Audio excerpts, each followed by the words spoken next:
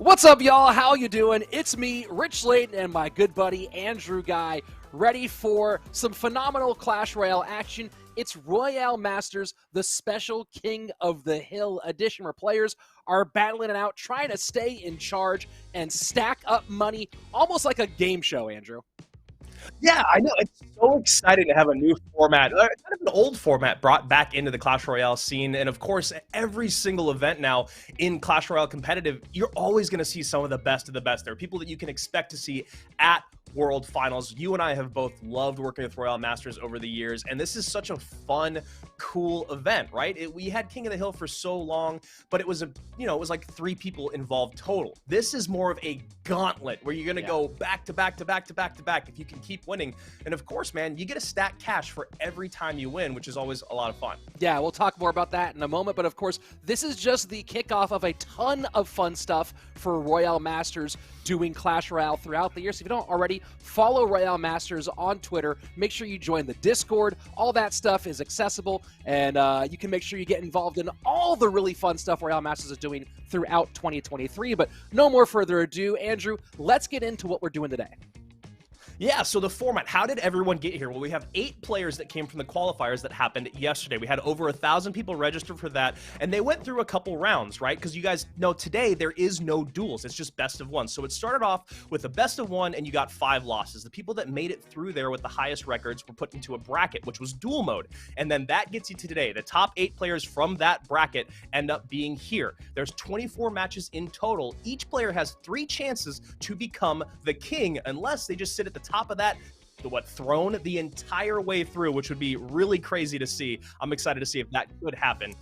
Yeah, this is like the old school thing we used to do in wrestling class, right? You stay on the mat as long as you don't get taken down, and when someone takes you down, they take your place. And what are they trying to take from you? Not just your spot at the top of the hill, but a piece of that money. $3,000 in total on the line today, and everyone who made it here walks away with $75, but for every single win you get, you add $100. So you keep winning, you keep stacking more and more money. You want to stay on top of the hill and walk away with a whole bunch more cash in your pocket. Yeah, and you know, like we talked about before, there are some big names in this competition. We have Faust, we have Betfist, we have, of course, Seahawk, so I'm sure there's going to be tons of fans from Turkey in the chat. A lot of big names in this competition. And of course, like I said before, people that you can expect to see at the highest level. But what's really exciting for me here, Rich, and I'm sure this is something that you've thought about with this format, is like, where do you go with the decks, you know? Where do you go with the decks? We'll talk about that in a second, but let's see the other players that are joining the 3 that I just mentioned. And of course, there was that long qualifier, and out of that, we get our top 8 players who finished this rank through our bracket phase of the qualifier. Samishan, Mario Pro, Seahawk, Betfist, Faust, EGW, Coco, and Broken. And of course, that number 1 player, because they finished number 1 in the tournament, gets the first chance to defend that hill. And we'll see if the rest of the players can knock them off quickly in this first round of gameplay. Yeah, and then all the players that you guys saw in that order is exactly how they will fall in, and then depending on who wins, we'll just kind of reset that and just keep going all the way through. Like you guys heard, 3 chances for every single player to get through this King of the Hill. And one other thing we were talking about before the broadcast is just why not get more practice and stack more cash? Here we go, game number 1, King of the Hill, Royale Masters, and there's so much on the screen for you guys to see, tons of information here. Yeah, and this is interesting because a lot of the players here in this tournament, you know from competitive gameplay, right? Seahawk, of course, huge in Turkey. Betfist, the Expo player, turned into a deeper competitive player. Faust, who was just in our monthly final. EGW with the wild decks. All these guys are guys that are known, but this opening player, Samishan, this Japanese player, not as well known. 8.5K personal best in Legacy Ladder, currently 100th ranked overall in our CRL 2023 campaign. And Rich, doth my eyes deceive me? Is that an elixir pump? Are we seeing 3M to open with archers? It feels like there it is. Yes, right in the corner. You love the drop. I mean, is this a straight snipe against Lava Hound? Wow. Because look at that. The heal spirit keeps those up. And look, and that's the interesting thing about this format, right? Is it's a BO1. You play one game, you either stay on or you leave. And Samishan getting a phenomenal matchup here against Mario. I wish you can see the smile on my face right now. That was some of the craziest gameplay I've ever seen because of exactly what you're talking about, man. It feels like such a straight-up snipe. You have that late heal spirit come down to jump on top of the miner that you know is going to get arrows miner on top of the 3 musketeers. Not a big spell there, not a poison, nothing else. He knew the arrows were coming. I love the late play on the heal spirit, and then the golden knight to protect. He's got so much ground pressure, Rich, and you know that's one of the Achilles heels when you're playing lava. It's such an interesting pick here from Samishan, and I wonder if this is this is directly meant to be a snipe or just what he wanted to play, because looking at Mario Plo's gameplay for the last 7 days or so, he's only played about 4 rounds of Lava Hound. So this is a pretty gutsy but phenomenal call here from our number 1 coming into today. Yeah, and Samishan is a guy that, you know, he's got 29 on the leaderboards back in our old legacy ladder system. Just last month, he was able to get to rank 66. So he's definitely a guy that's really pushing and trying to make a name for himself here and maybe looking at CRL this year. And you can see there, Mario Pro going, all right, I'm going to have to wave the white flag, the first one to do it on the day. Yeah, you get it done early. Look, there's sometimes when you walk into a game and you just go, look, you caught me early. There's nothing I can do, and I'm just going to regroup and get ready for next time out. And I'm very curious to see. Again, these are all BO1s. It's just one game in, come back and reset. I'm very curious to see how some of these players go, specifically for the snipe game throughout the day.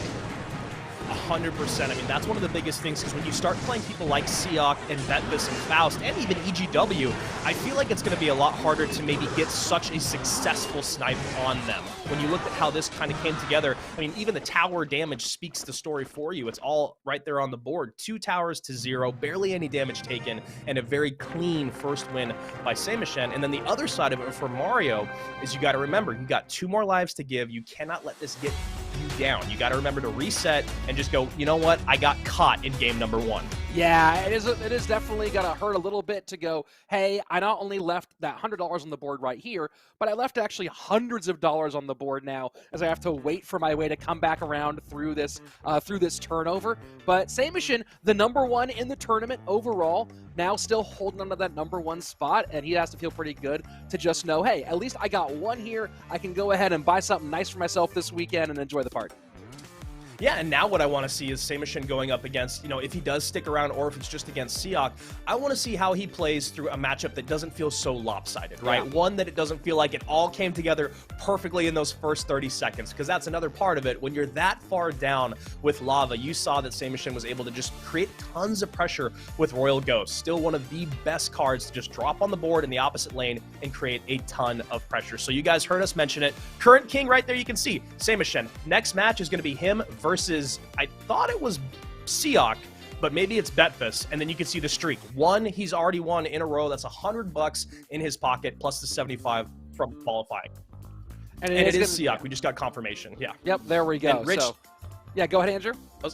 I was going to say, with Seahawk, I mean, this definitely feels like a very different story than maybe the first matchup that we just saw. Yeah, for sure. I mean, Mario Pro is no slouch. He's been like in the semi-pro scene for a while.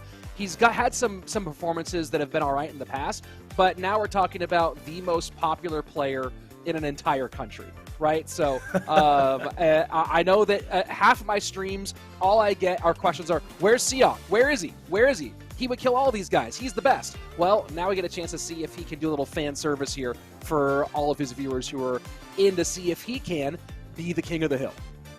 Yeah, and please, all the fans from Turkey, never change. Yes, never yes. change. We love to see the support. Yeah. And Rich, I'm going to go back through here, and I'm looking at Seahawk's decks that he's played recently, maybe just getting warmed up for the day. He did a little bit of Minor Wall Breakers, he did a little bit of Mighty Minor Drill, and then he went to Golden Knight with Electro Giant and NATO, so he's kind of been playing a lot of the most popular decks. The other one that I saw him play is that, and I hate playing against this deck, but it's kind of that beatdown deck with Mega Knight, Prince, Bandit, Archer Queen. It doesn't have a big spell. It has wall breakers to create pressure. It's so difficult because they can just start building these big beatdown pushes that come down the lane while still creating just enough pressure at the opposite side. So one thing I love to see here is just a ton of variety from Seahawk. Well, if he goes that direction, I'll be very curious to see what his opponent picks, because that is one of the hardest decks to play against in the game right now. Not a ton of counters, really like Giant Skelly Graveyard. And then, you know, you have some, really anything that kind of floods the board with Giant Skeleton, Graveyard. People aren't really playing RG Giant Skeleton anymore. The Skeleton King with Zappies and Mother Witch. But there's not a ton of things. If you don't go with a very limited spectrum of the game's meta right now, and Graveyard's not even that meta, that deck overwhelms you pretty consistently in triple. Yeah, and we're going to hop into game number 2 here. And then the other question, man, is like, when you look at this on paper, I feel like Seahawk probably thinks he's maybe the better player. Do you go for a bigger outplayability deck? And if it is Hog EQ, that could be the situation. It looks like we're going to go maybe Royal Giant at the top of the screen, but the Heal Spirit, oh no. Is this 3M again? Samishan might just he just might try to run this over and over again. You know what I mean? He might just continue going, beat me with this, and also might be a mind game thing where he goes, hey, I'll play it for the first 2, maybe 3 games and see what happens, and then make an adjustment when people try to counter. So the EQ, probably not what Samishan wants to see, but there is the opportunity to kind of build those big pushes because you don't have a big spell like Poison or Fireball to clean some of that stuff off the board. So it'll be interesting to see how he decides to play his pumps, bait out the EQ, and then how he wants to punish. And that should connect. Oh, wow, late Hog.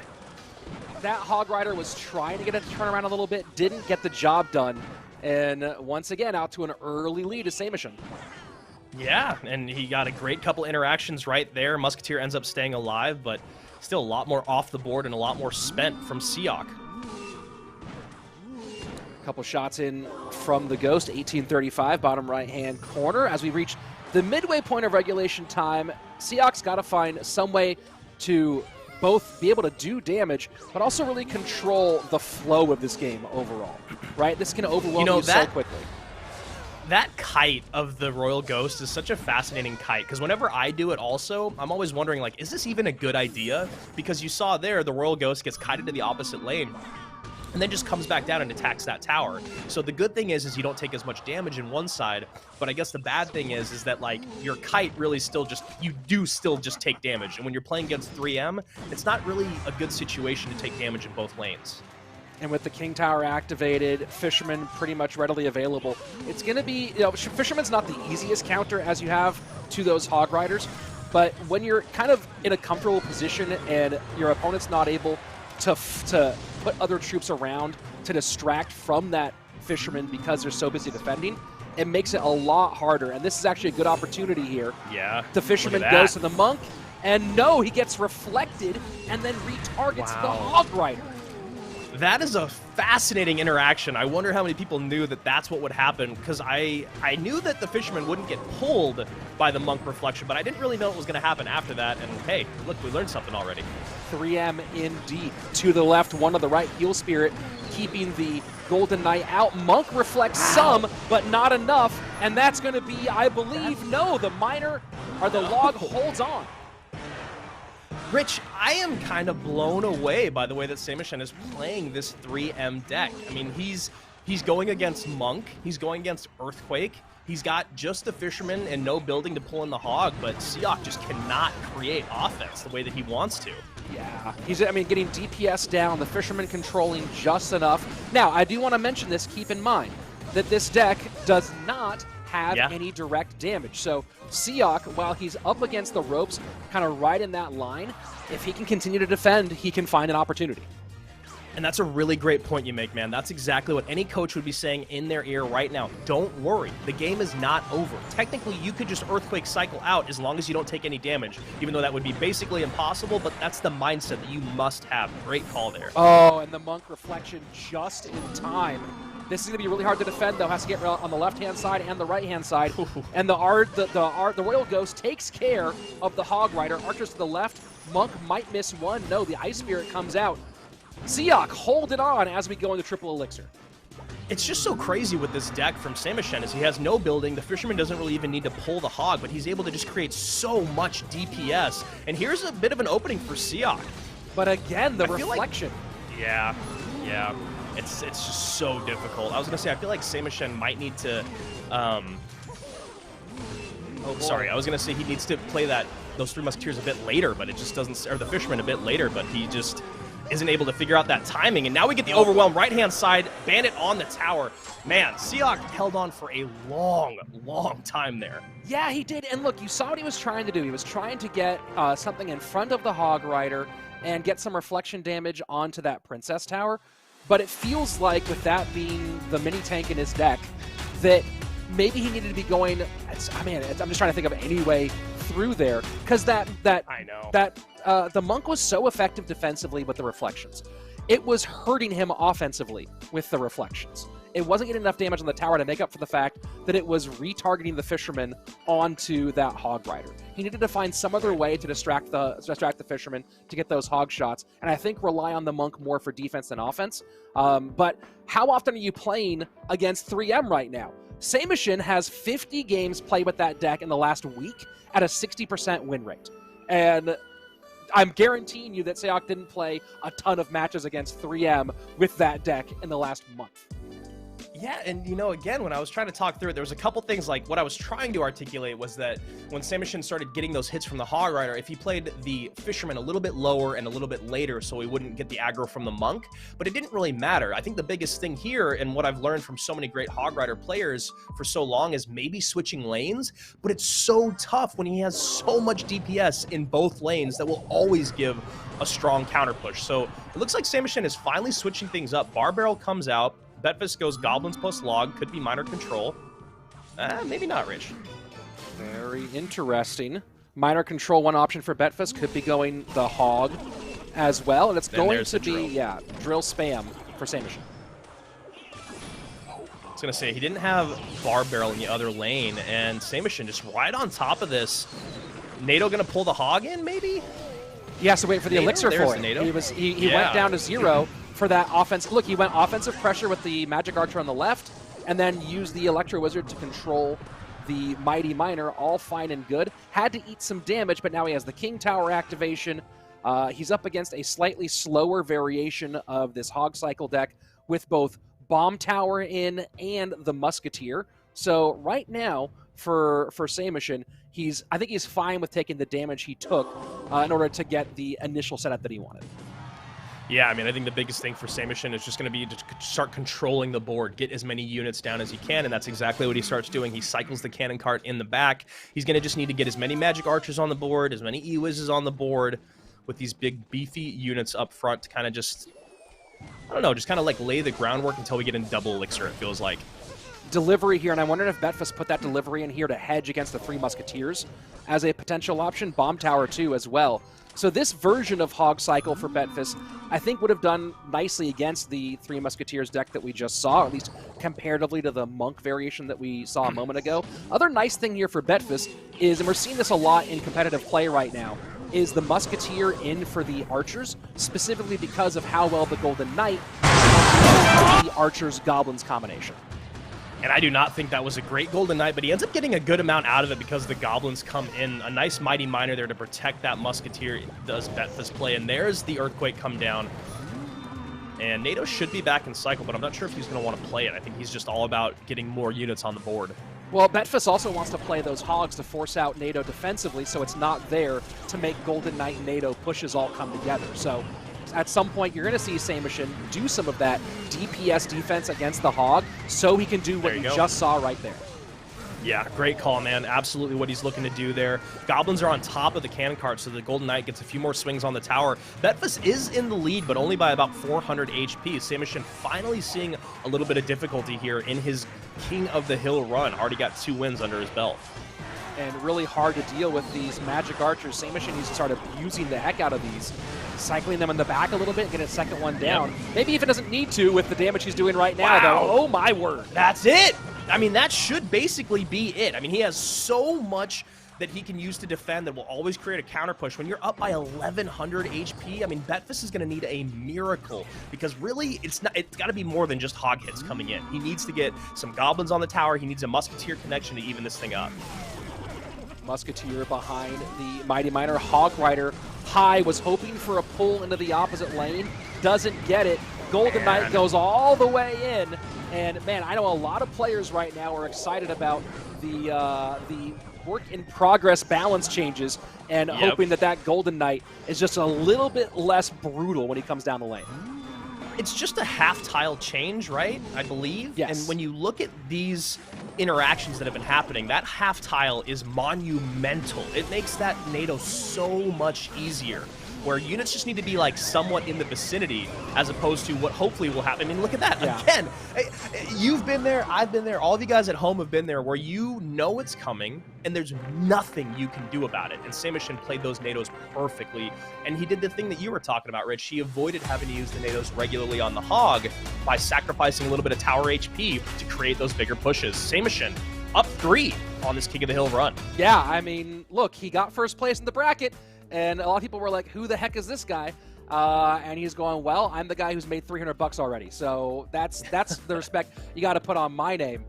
Man, that Golden Knight, you know, Andrew, I was casting a couple of days ago, and you're talking about that Golden Knight tile difference, and that 5.5 might seem small, but I saw the Golden Knight make a connection to a King Tower for a win that looked like Steph Curry taking 3-pointers. It was just the depth. You're like, you don't have to be 10 steps behind the arc, dude. Just shoot it from a regular range. And this Golden Knight was just absolutely deep, was at the bridge, at the river, basically in the middle, and hit, and then went all the way back into a troop that was right in front of the tower and connected. So I for one, am excited to see a little reduction there, and we'll see if it makes for a few less Hail Mary plays that save what otherwise would be a dead game for the owner. I think the hardest thing for me with that whole situation is just it seems indefensible, right? Betfist is better than you and I are ever going to be at Clash Royale, and he could never find a way around getting that Golden Knight far enough away, being able to play his goblins defensively. And I think that's one of the biggest things about the Golden Knight right now is it's not really matchup dependent. But when you get specific matchups with specific cards, let's say if there's guards or goblins or archers, it just makes it so much easier for him to get to tower. And now finally we're seeing Miner and Mortar. I was going to say Miner Poison, we haven't seen a lot of. The Mighty Miner, Mortar we haven't seen, which are still pretty popular, but they have taken a bit of a backseat over the last couple weeks. And Faust may be going with the Golden Knight Phoenix version of Miner Control. He ran it a bunch, I believe, in the last CRL monthly final weekend. And this will get around very fast. Of course, the big question will be, does a Mortar get on tower for Samishan, and who wins the Miner Poison race at the end of this match? And I think a really exciting thing to watch if you're a fan of Samishan or if you're just him or his coach is just that he's been able to play with all different decks against great players, and he's been playing really, really well. Very well indeed. Like he hasn't been making mistakes, which has been, or no significant mistakes at least, which has been certainly a major key here. You can get the matchup, but you make a mistake even with a good matchup, and it can be a real problem. And also good for Samishan here, once again, going with the Musketeer version rather than the Archers version, which will be much better against the...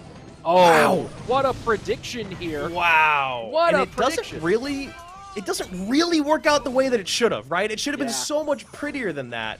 But you got to give a little credit to Faust. He had that Ice Spirit ready to go, which I wouldn't have even thought that they were going to predict by Skelly. It's just a beautiful play from both sides. Well, and that's what makes Faust a world-class player, right? Is that he was ready for, he made the right move to control, and he was ready for the right top-tier response to it. That's a great way to put it. And I think, you know, there was something earlier that happened in match 2 where it felt like maybe Betfist wasn't giving the respect to Samishan when he just set up that bomb tower in front to protect the drill, and it gave like a free shot with the Magic Archer. They ended up being pretty even in damage after that, but you wonder if he was playing against, like, I don't know, Muhammad Light or Morton. Would he have put a bomb tower in front of his Princess Tower when he's going up against drill, knowing that Magic Archer is one of the possibilities? It's just one of those things you wonder, is it a respecting with your player? And that's why I think that moment was so special with Faust, is he's giving Samishan the respect. After watching him go 3 in a row, he goes, he will make those top-tier plays. Yeah, no, that's absolutely right. And look, Samishan's been great on deck picks so far, and great on play so far. Now we'll see what he can do in a not as uneven matchup against a world-class player. Nice NATO there by Faust, pulling everything together. Musketeer stays locked onto the bomb tower, but another miner comes in just like that from Samishan. This cycle pretty brutal, and he's creating great pressure. Log comes out early, so there's no way to defend with the Skellies, but bomb tower's on the board. Phenomenal Placement there from Samishan too, just recognizing, hey, NATO's out of cycle. Well, let's go ahead and place on the least likely place you would think of me going, and that's a nice little connection there. Trying to recover there. Samishan goes for the Mighty Miner ability, actually ends up giving more damage, I believe, onto that tower because it's no longer distracting those troops from connecting. And then the Phoenix gets 3 more shots on the tower, all the way down to 966. King Tower gets activated. Faust has a NATO. It feels like we might finally see a new King of the Hill. Samishan kind of needs a miracle here, Rich. He needs that Mighty Miner to get on tower. He needs a mortar connection somehow, and I don't think either of those things are going to happen when you're going up against someone like Faust with NATO and Ice Spirit. Yeah, I mean, he did a good job of reacting with the offensive miners when he knew NATO was out of cycle beforehand, and then he went there and went miner into a very NATOable spot. You know, I think he actually might have misclicked there, and he meant to go into the #1 spot. Instead, went a little bit low. Easy NATO. Golden Knight will connect. GG, well played. Yep. And Faust takes the top, takes the hill, as many expected he would do, but up against someone who's set a nice mark here already with 3 wins as your current best streak. Yeah, Samishan, congrats to him. Great pickups on the way, but it is going to be Faust, a guy that, like you said, Rich, we saw just a little bit ago at our CRL monthly qualifiers. Didn't actually get the golden ticket, but did have a great run. and now he is our #1, at least for the moment. But I wonder, do you think EGWCR was preparing for Faust? Because I feel like I would have, knowing that he was right before me. I would have expected him to probably win his game. Oh, yeah, I'd imagine so. I mean, and this is going to be a really fun matchup. Those of you who have not been watching EGW, I'm casting a ton of tournaments right now. He's playing in everything, and he's doing a great job of really wild, unpredictable decks mixed with solid meta decks, and you don't know what to do before either of those. So my guess here is that EGW's was preparing for Faust. He maybe was looking at Samishan going, wait, who's this guy? As he saw the streak going on. But I'm pretty sure that if there was any game plan involved, that Faust was the guy he was looking at, because Faust is probably the favorite to win the most overall games in this competition today. Yeah, that's actually, I think, 100% correct. And when you talk about EGW, would you say that he is good with both? Does he shine more with the weird decks like kind of Sweep does, even at the highest level? Or is he a guy that can play meta and off meta at the highest level equally? I think you could say that he shines more with the off-meta stuff just because he's doing a really good job of catching people off guard and creating decks that still have good synergy and play well, and he plays them very well, right? Making very smart plays with those off-meta decks. He's also very good with the meta stuff. If there is one knock on EGW, it's after a couple of games, you might see the wheels come off a bit, as once he makes a mistake, he doesn't recover as well from a mistake. But that seems like a thing he can correct and get better at. EGW, so far from what I've seen, feels like one of the newer players, the newer names to watch in competitive Clash Royale this year. I don't know what his ceiling is, but I know I'll be watching to find out where that actually ends. Faust top of your screen, EGW at the bottom, just doing a bit of a staring match. EGW just finished 43 in our Ultimate Champion leaderboard last month, and he has a legacy finish of number 11. And currently top 100 for our CRL rankings, so yeah, it's a good start. Of course, much faster start than this one, as these two players hang around and just kind of look at each other. And I believe that little indicator there, people are asking about that. I believe that indicator there with the Elixir is just telling us that Elixir is leaking from someone's perspective. Yeah, I guess I hadn't really... Is that new? I think that's new. It has to be new. We've been watching this screen for years. One thing I was going to say about EGW having to reset, like you were talking about, Rich, with him struggling, is this is a great place to do it, right? This King of the Hill format, it's not low stakes, but it's not CRL, and you are playing against that level of players, so it's a good place for you to pick up wins or losses and then work on your mental game. And easily controlled here by Faust with the Fisherman Ghost, and we'll see which direction. Is he going with Pigs or Royal Giant here? And that makes it look a lot like it's going to be Pigs, which, if this is the full Royal Hogs deck with the... Yep, and there you go. If this is Arrows as well, this was the most played deck in our first CRL monthly qualifier and final by the top 16 players. Yeah, and you know what I could say is our least played deck is the bottom of the screen. I mean, we got Sparky, we got Monk. It feels like a mid-ladder deck, but this is exactly what you were talking about, Rich. Catch him off guard, something off meta, and I guess we'll just have to wait and see if it works out. But right now he's got a big counter push coming in and enough Elixir to go Hogs opposite lane, and there they are. I think, and I could be wrong here, I think that this deck from EGW might also include the Electro Giant.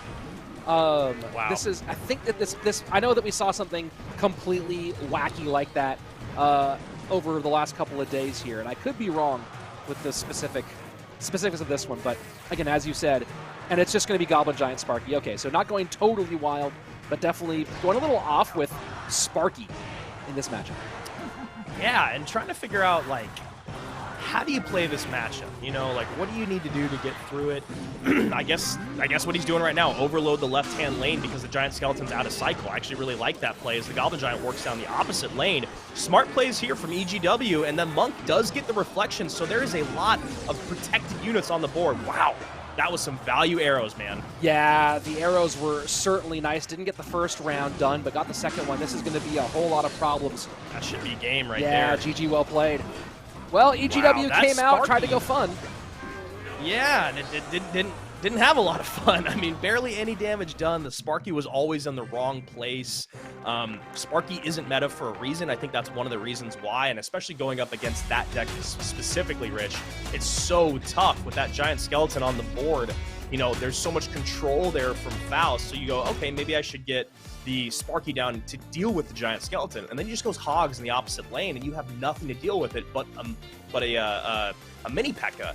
And mini P.E.K.K.A. against hogs, not awesome, not ideal. Yeah, not ideal. And then you also have the giant skeleton, which is also just nightmarish for a Sparky deck as well. So solid pick overall from Faust, and he does what you expect, is comes out and gets a couple of good wins. Again, the mark right now is 3 so far in a row to be our best streak.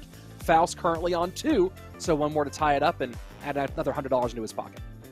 I'm excited about Faust in 2023. I like that he's hungry. I like that he's working. I like that he's grinding. Is he in either of the other competitions that you're casting in GKR or Queso, or is it just CRL? He's on the roster for SK in the Queso Cup. SK Gaming struggling in that competition though, so we'll see if they're able to turn things around. I don't believe he's playing in GKR, but he is certainly having a fun year. And you know, again, a guy we talk about a lot, where tons of potential, but he's been the guy who for a long time just couldn't be bothered, right? He just kind of take it or leave it. Couldn't get on a team. Yeah. Well, he had plenty of offers for teams, and they'd be like, "Hey, do you want to do it?" He's like, I guess I'm gonna do something else. So it's I guess when I say couldn't get on a team, I should say he chose not to join teams that were interested.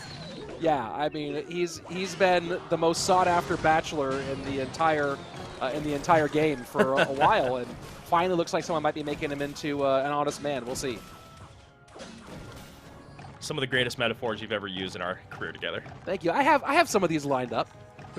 And this is actually great for Coco. Faust going with Minor Prince P.E.K.K.A. and Coco going with one of the only the freeze version, right? Is this the freeze version or no? No, he's just going to go for the King Tower. And what I don't know is how this plays once you have the tower trade, but overall, this is one of the few matchups that Coco's playing here that's really good against this Minor P.E.K.K.A., this Minor MK Prince deck. Yeah, it's so interesting because he has arrows, which is going to be really helpful for those bats and archers, but knowing Faust, he's going to obviously delay drop them. You know, he'll get something down first and then the bats, and then he'll wait for the arrows to come in before he drops the archers. So it's going to be all about Coco creating enough pressure up front that he needs to get DPS on top of that giant skeleton with the bats or archers, and then the second set of them gets dropped on top of the GY. But that's a lot to come together. You know, for as long as we've been doing this, GY in a 2-tower game is always a rough spot. Maybe Coco can play through this. Well, I mean, some differences here is you have the double layering with the Skeleton King and the GY, and maybe more importantly, or just as importantly, you have the Skeleton King that can go pocket to control both of the towers. Oh, the Skeleton, the Giant Skeleton. You can pocket to go control both towers to make a graveyard push. So certainly, as you see, the lead continuing to move towards Coco as we go into the final 45. And I like this King Tower push, you know. Not going into the Princess Tower. Good damage on that King Tower already. And it'll keep his opponent from being able to get a counter push towards Coco's King. As you can see is trying to happen right now. And great call there, Rich, with the Giant Skeleton. Just really clogging up the lane. Does take a shot from the wall breaker, but it isn't really that big of a deal. Yeah, that wall breaker shot. The wall breakers can sneak through here. The Tombstone is certainly going to clog things up, as you said. But the big danger for Coco now is the wall breakers just kind of sliding by the Mega Knight and Prince as they distract everything on the board. Wow, and that Skeleton King got eaten alive, and now a Prince almost on top of the tower. Giant Skeleton just in time, and a great Bandit wall breakers opposite. One more wall breaker will connect. Yeah, and Coco just getting kind of caught here with the big pushes, the big double push with whatever plus wall breakers into the King Tower side. Although, take a look at this, Giant Skeleton, I believe, is that in range? Just a half tile outside. Just out. Yeah, and that was a really nice fireball arrows there from Coco to try to clear the path. Didn't get what he wanted, but he got dangerously close to getting on top of that king with that giant skeleton bomb, which would pretty much sew things up. Although with 80 seconds remaining, this is still anyone's game. They both have huge offensive swings in their back pocket. That bandit timing just not quite there this time around. Tombstone did get a skeleton out early, and arrows to get the bats, to get that nice giant skeleton to the left, tanking on one side, the Skeleton King trying to help work against this Mega Knight. Arrows come out, and look at how low on Elixir right now Faust has had to go. Yeah, Bandit is on the board, but that giant skeleton bomb should clean up that archer. So Bandit's all by herself, and then obviously Tombstone going to make easy cleanup there. Faust, 15-18. Coco, 17-26. Princess Towers, they're still part of the conversation at 25 and 23. And good giant skeleton high here from Coco, recognizing the miner coming in could be a problem in the opposite direction. Bandit should go down before it does anything with this tombstone. No, it pops the tombstone. Ooh. This is big. Are there arrows? There are defensive arrows. Yes. Miner gets on tower, lead to Faust with just 20-something seconds left. I love the aggressive bats from Faust. He has just been making those those arrows come out over and over and over again on just the bats. It's not only a -1 trade, but it's your best response. I love what he's doing with that. 13-11, 13-30. Who is going to take it? Arrows come in. Miner goes in. Oh my word. This was arrows can't quite do it. 11-19 on that bottom tower, and wow, an 81 HP difference to give Coco a very close lead. Had the good matchup, put himself into a tough spot, and fought his way back into victory. Yeah, I mean, you called it at the top of that matchup. Once we saw the early tower trade, you know, you start to worry about Graveyard a little bit. But as you said, man, it's one of the decks that fares very well against what he was running into, and you saw him play it all the way through. I'm trying to look here right now at the competitive level of arrows. They do 111 damage on a crown tower. And I don't know what it was at before it started, because only one set of the 3 came down in the graphics. So I don't would it have been enough? I don't know. know. I'd have to go back and look at the replay. Yeah, how much is it per wave? 111 is not going to be... I think 81 was... Yeah, 111 divided by 3, whatever that is. Well, 100 divided by 3 is about 33, so 36. Let's go ahead and take a look at the... We have the replay lined up, and maybe we can... I don't know if we can slow it down. Probably not. But we can go ahead and take a look at the end. So, I don't remember what wave... Go ahead. 14... I was just going to say the difference in the beginning, but that was too early. So we're at 15-18 and now 13-30. And I think there's 3 waves, right? Yeah, there are 3 waves, but 2 waves, each wave, or 2 waves would do 74 damage, I believe, or approximately 74 damage. So let's slow this. Let's go ahead and slow this down now, because I think you said only 1 wave hit. So arrows. So 1156. Yeah, it was 1156. I think it was just outside the range. Yeah, I mean, look, one more minor hit might have gotten it. But that was a whole lot of fun. Hey, Faust, way to fire back and get this one nice and close. Coco, though, gonna break the streak, and now he goes up against Broken, who will see if he can do the same thing to Coco.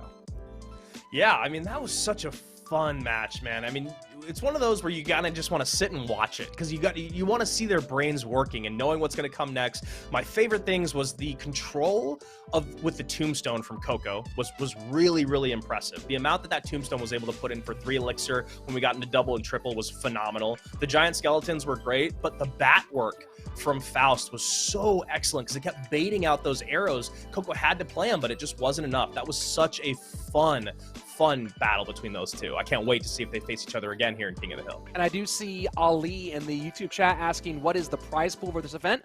$3,000 overall. Each player earns $75 just for making it to this final stage. And then you get $100 per win in this competition. So we've already seen a couple players put up some good money here. Faust just got $200. Of course, Samishan already put $300 extra in his pocket.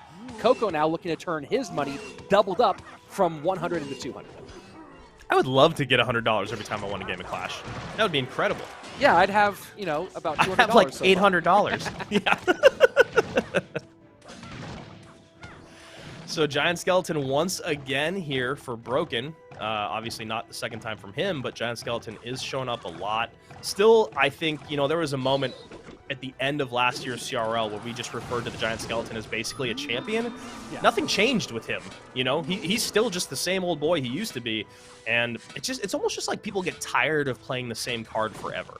Or like the meta shifts, and then one card is kind of forgotten about for a while when you're trying to build those new decks. But Giant Skeleton is everywhere again, and he is a force to be reckoned with. Well, you know, some of the best decks for Giant Skeleton, one of them is Graveyard, and overall, Graveyard's not great in the meta right now because of how strong Archers is, because of how prevalent Poison is with Miner. Graveyard's just taking a bit of a hit overall. This is a pretty big push here, and let's see if the Giant Skeleton can control all of that. Electro Spirit to clean up, very nicely done. I believe that this is going to be a Royal Giant from Broken, which, you know, also this Royal Giant variant, because the Archer Queen has become less popular with the Monk, this Royal Giant variant is a whole lot less popular. So a lot of the Giant Skeleton decks, because of other pieces of the meta, they've just kind of fallen out of favor just because they are not the optimum version to play in most situations, especially in duels. Yeah, and then to kind of balance that out, we're starting to see Giant Skeleton injected into different places because people are going, all right, we need this card in our decks. We need to play it. So like you said, we're starting to see, or like I said earlier, we're starting to see kind of that readjustment back to it. But it does make sense, like you said, you know, when we get a new meta and Giant Skeletons aren't super popular, they just get completely forgotten about.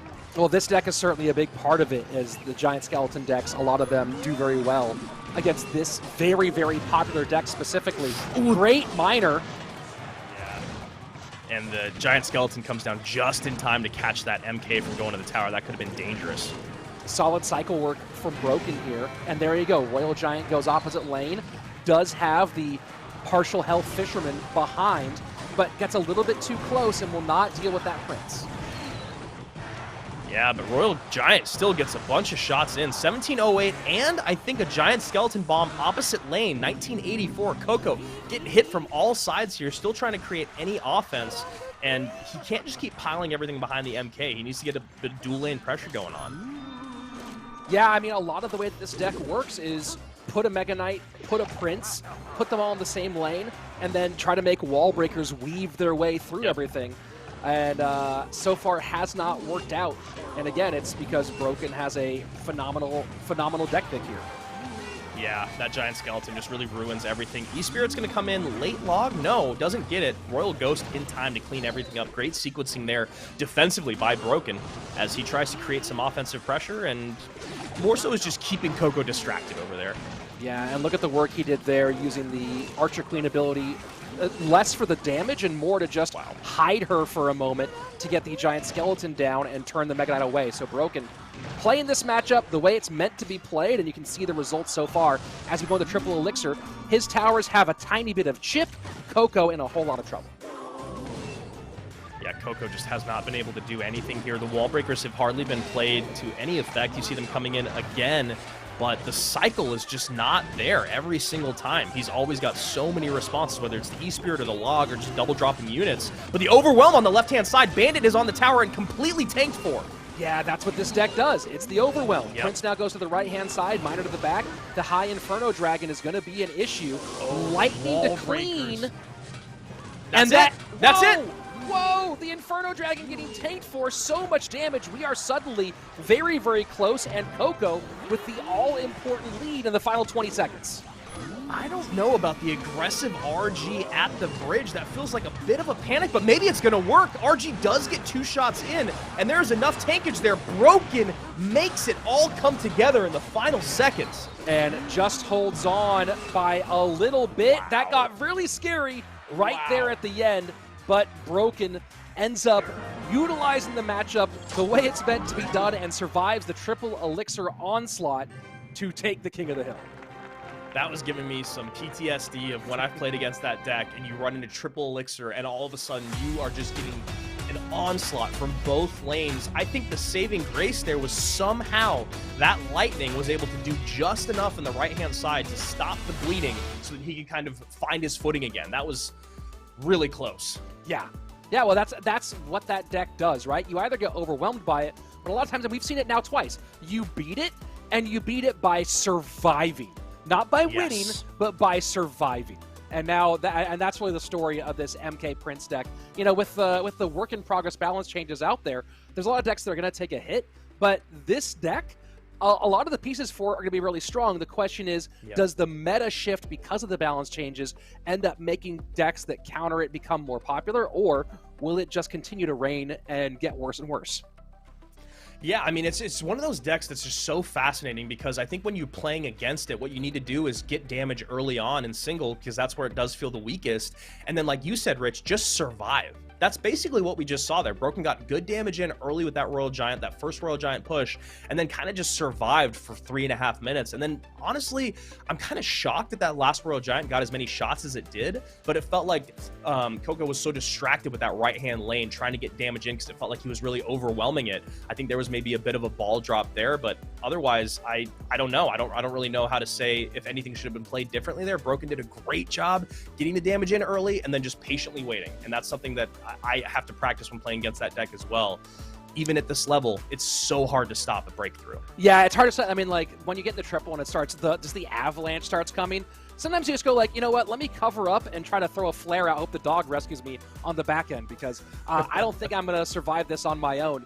And I think the other thing that's really important about this deck to highlight, and part of why, not only why it's so prevalent, especially in competitive now, is that it's one of the big decks you can play that doesn't use a champion, but is still viable against so many champion decks, right? So you look at that one and you go, hey, you're trying to make a dual mode set and you want to be less predictable. You want to free up champions. Yes, you're using Miner, and yes, you're using Archers, 2 of the strongest cards overall in the meta right now, but you're not using a champion, and that makes your Dex 2 and Dex 3 or your other decks for a competition all that less predictable.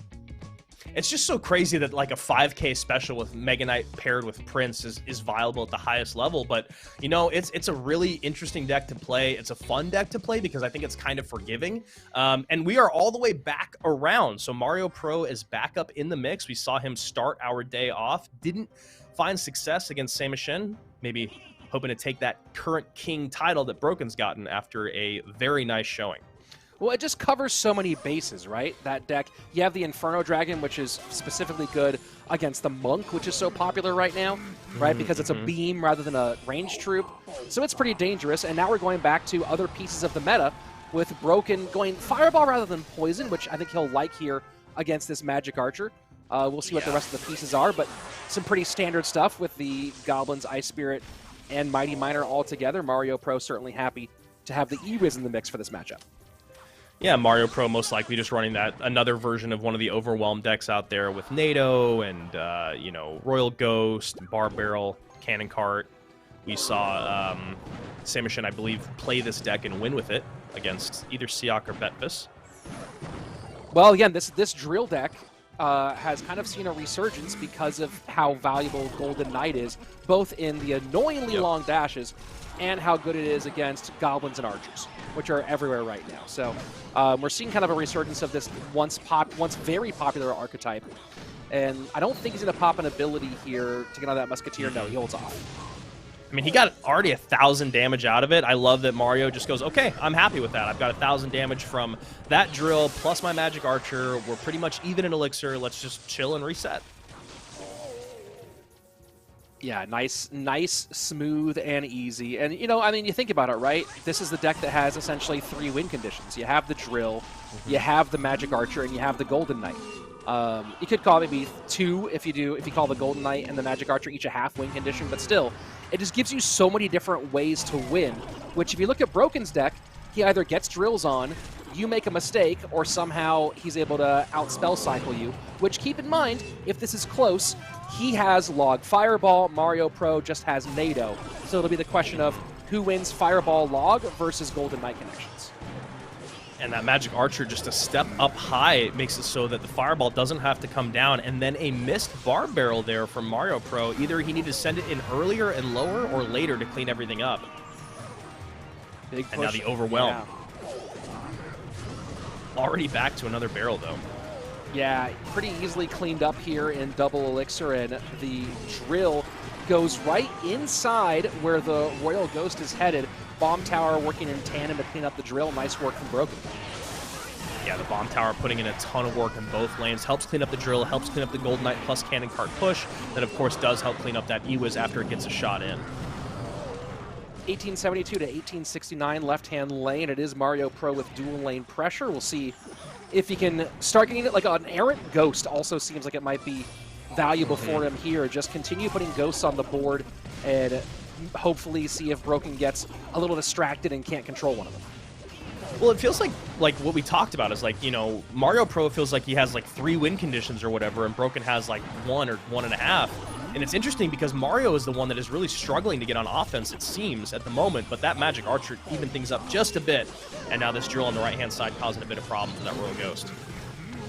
And now a little bit more on the board, and that cannon, I think, is not going to be what Mario Pro wanted. Yep, the fireball right back there. Now that we're getting to triple elixir, it's going to be really hard for Mario to hold off against a lot of the drill spam mixed with the spells.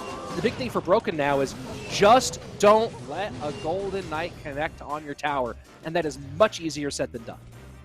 Yeah, and Mario is just giving away so much spell value, just time and time again. You saw the Fireball on top of the Magic Archer plus the Cannon Cart, and then you just saw the Fireball there again on top of the Royal Ghost and the Golden Knight. There's the Fireball on top of both once again. I know he was trying to protect the Magic Archer, but I don't think you should ever be giving that much spell value that often. Yeah, I don't know about protecting the Magic Archer here in this. There's only one target for the Fireball besides your tower. So protecting the Magic Archer here almost seems like a fool's errand. I think it's, you know, if your Magic Archer maybe to distract, and instead try to get drills and then a NATO Golden Knight connection. Yeah, and he keeps doing this. He just kind of puts his Magic Archer in a spot to where, look, it can help clean up units, but it's never going to be an offensive presence, which is what he needs at this moment because he can't create it with anything else. And there you go. There's the aggressive Archer at the bridge, but that's not going to work this late. And the Goblin, does that Goblin get away? No, it doesn't. GG, well played. Broken nearly ran into a problem there at the end. Didn't quite get the lineup, and Broken will stay on top of our hill. That game, I think, is so interesting because when you look, it was only lost by 266 HP, and I just felt like had Mario played that a little differently, made those Magic Archers a little bit harder to get after, or not giving so much value to those Fireballs, then I think that we would have found a spot that maybe we just seen a different winner of that matchup. 266 HP, that's like nothing with that deck. You need 1 Golden Knight connection. You need 2 Magic Archer shots to come through. It's just shocking that that wasn't able to happen. I just want to call this out for a second. Can we bring that winner's screen up again? Because I didn't notice this until just now, and I don't know who made this happen. I don't know if we can get that winner's screen back up. Yeah, let's go ahead. No. Take a look at the axe of the Valkyrie. You see that? I didn't realize. Yeah. I mean, I don't know who's doing that, like who made that little trickery here, but she's swinging that axe back and forth. That's actually, I just it looks that sweet. Yeah, it looks really sweet. And look, I think that. Oh no, that's something else. I was gonna say I thought that maybe the cloth there was waving a bit, but nice work, whoever made that axe swing. Well done. Gotta love it. Gotta love the graphics. Did you like the new the update on the Archer card, by the way? Yeah, you know what? Art? It seems like the whole art design is slowly moving from like it's maturing, right? It's not just like, yeah, hi, I'm a thing now. It's like, argh. So I like the slightly more aggressive archers. All these directions moving towards a little more grit here. We're in the Christopher Nolan era of Clash Royale, and you know what? I'm here for it. And we're also here for more Clash Royale in a minute. But first, a short break before we get to our second round in King of the Hill.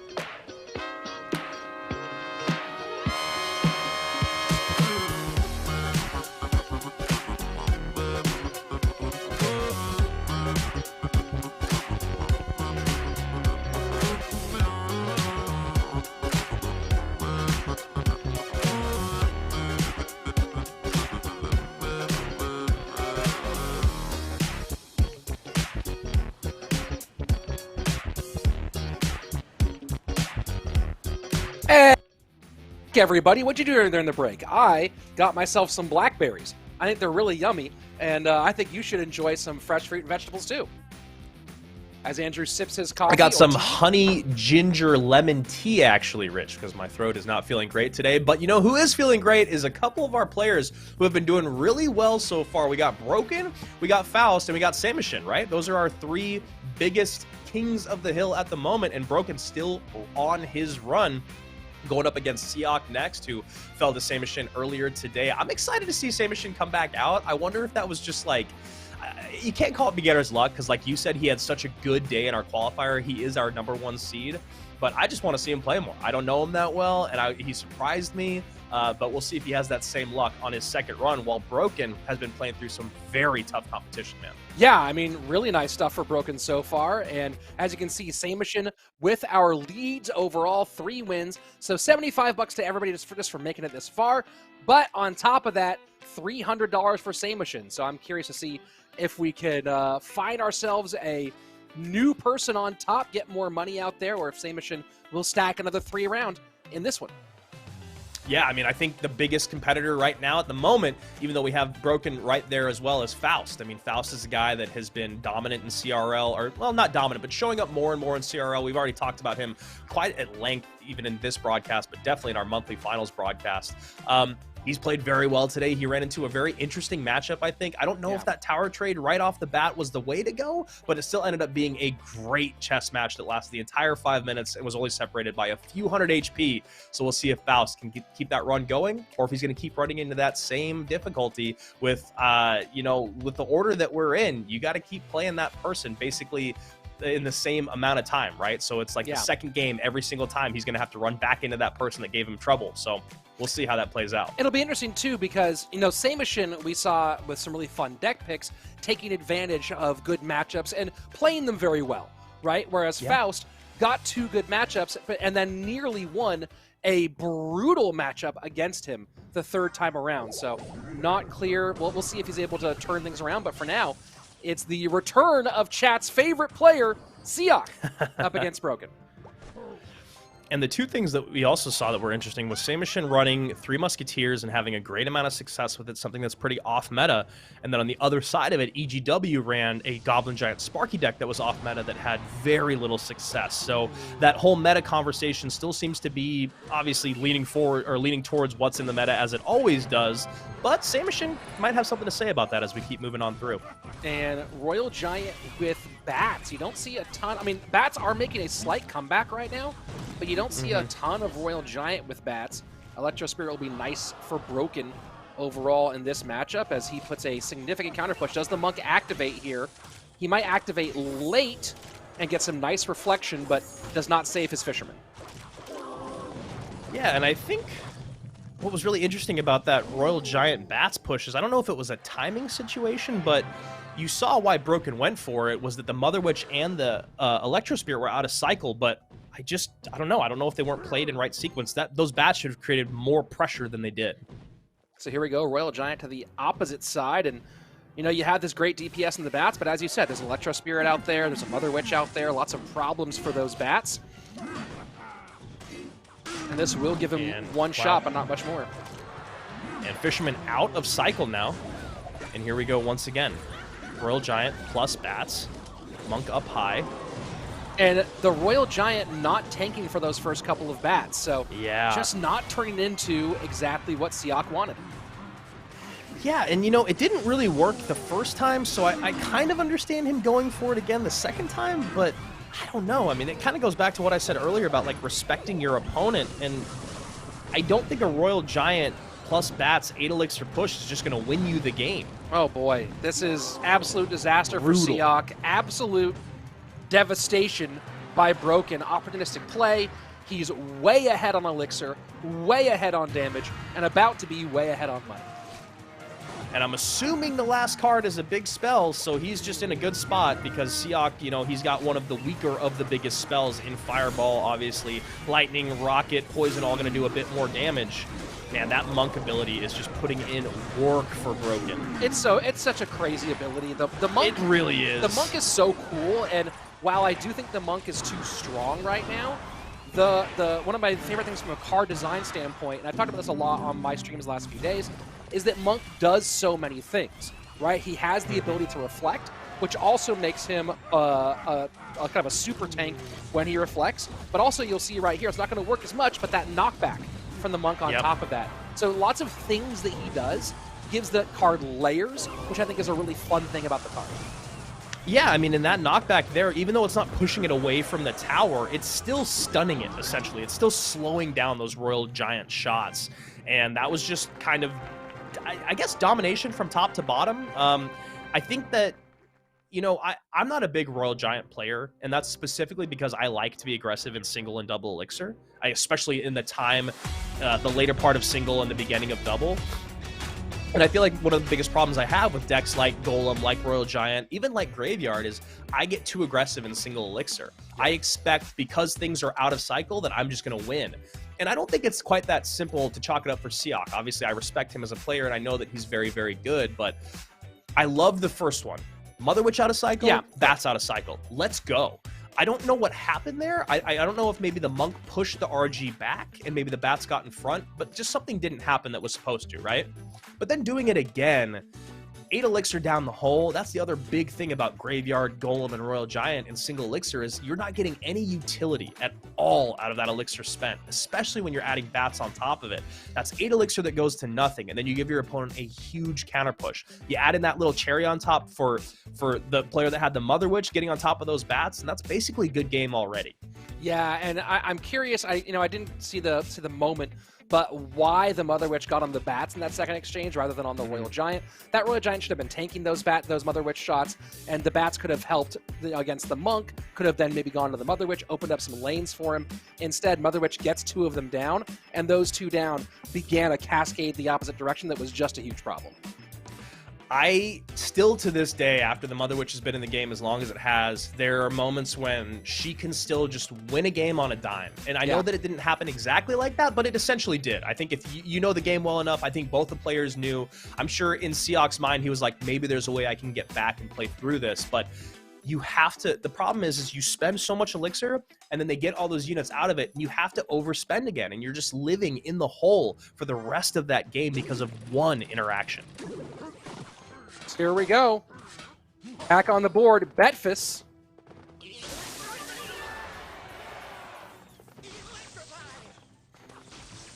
And Minor Ewiz. You don't see those two together very much these days.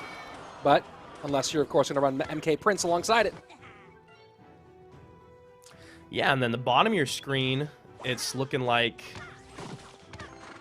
Are we seeing something similar except for one's going to have wall breakers and one is not? Well, the Archer Queen is the interesting piece here because obviously, as we said earlier, this deck tends not to run a champion. And a little shift here from Broken. Double connection, but he has a lot to contend with on the left-hand side. Yeah. And MK comes down, gets some good value, but that Archer Queen should still be alive. And she might be back to an ability here, too. She's been on the board for a long time and doesn't quite get it off. That would have been a devastating moment for Betfist. Yeah, that would have been absolutely brutal. Now miners go to both sides. One goes to the back, one goes to the safe spot. Arrows come in perfectly timed. Bandit both sides, so a very similar look here, but obviously you can already see the difference in pieces with the AQ, with the Ewiz. And that's going to be, I think, the interesting thing here is and there's that tankage for those Bats is massive. The wall breaker with a good kite, but good damage opposite way. What I was saying before, Andrew, is what we're going to see that I think is very, very interesting is this difference, obviously the Bats being part of it, but does the Archer Queen, her power herself, and the 3-card cycle give more to Broken as we enter triple, or does Betfist's ability to control with the Ewiz and give a little bit more value here as we go deep? I feel like probably the champion is the more beneficial route just because that's like why they were implemented in the game. But also you never know. That Ewiz being able to kind of soak things up, stun things, slow down the attack could be a huge part of winning these bridge battles or like these DPS battles, whether they're on either side of the bridge, especially when you throw in an Inferno Dragon to add into the mix. Now you've got a ton of control. Yeah, the Mega Knight in front of this Ewiz and the Inferno Dragon. Betfist might go in front of this with a miner on that right-hand side. Decides not to, as he just lets that one play out and instead bandits to the left-hand lane. Yeah, this is interesting. So the MK is going to go up and get on top of the AQ. Maybe a high E-Wiz here to pull or no, he misses the pull there. Oh, no. So he has to play a Prince. That's tough. And then he just gives those wall breaker elixir to his opponent. Inferno Dragon going to come in, though, and stop the bleeding. And you're seeing some nice little bats value here against the Inferno Dragon, and the Bandit connects. Just a little mismanagement here by Betfist. Yeah, the miner stayed along, I think, a little bit longer than Betfist thought, so Bandit gets a big-time connection in there because Betfist set up an MK in the back when he could have used that elixir to stop the damage coming in. We'll see if he's able to make something happen right now. It feels like he's kind of starting to be able to sequence his pushes the way that he'd like. That AQ, though, man, she is just putting in so much work. There's no way to get on top of her. Betfist has basically no way to control that Archer Queen until she's on his side of the board. Yeah, I mean, this is an interesting opportunity now with some pressure on the left, but the arrows just clean up the wall breakers. So Broken also just has this cycle perfectly measured out. And the other thing is that Betfist doesn't have any way to create pressure once those arrows are out of cycle. Right? He doesn't have even just the bats, right? Broken has the bats and the wall breakers that can create a ton of pressure when the arrows are out of cycle. But for Betfist, it's not the same thing. 45 seconds left. Bats working on the Mega Knight plus the Prince. This is some good pressure here, though. Yeah. And the Bandit comes in, but the Bandit the opposite lane, the MK from Broken, comes in to save the day. Arrows? They're there. There they are. The E-Wiz may be out a little bit early on that left-hand side from Betfist. And this looks like it's going to be a sewn-up victory here for Broken. Just damage on both sides. Wallbreaker is going to connect. Incredible stuff here. And, you know, Rich, I want to go back to something that you called earlier, was just that, like, Broken had figured out Betfist's cycle. We've been there before. We've seen that happen in the past. What you have to do then is you have to mess up that cycle. You have to do something a little bit different, and it's so difficult when you don't have bait cards, right? You don't have any other bait cards other than just those wall breakers, so your opponent literally never has to play the arrows until those wall breakers come out. And that small difference, even with just the bats on the other side, I think creates a huge difference in mentality as you work through that 5 minutes. So Broken adding some more cash to his pocket, and I believe now that's going to tie him up, or maybe even take the lead now. Is that a 4-game streak? Oh, he's at a 4. Broken? Yeah. Ooh. Put up your 4s, right? This is a really old LA reference. Put up your 4s. And he gets his $400 in the pocket. You know what? I for one was glad that the Lakers didn't get a 4-peat there.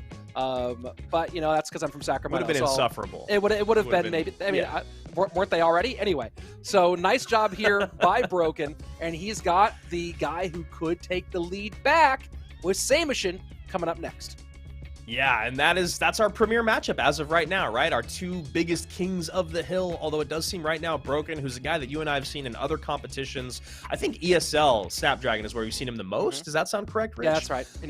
And he's always been a great player. He's always done well, but he's never been able to kind of put it all together. But in terms of what he's done today, I'm zero surprise value at all. Well, let's see if he can hold on to that throne, both the current king and, of course, the money lead up against the guy who's poised to take it back from him. We've always said that Clash Royale is a momentum game. It is specifically more of a momentum inside of each game and inside of each set.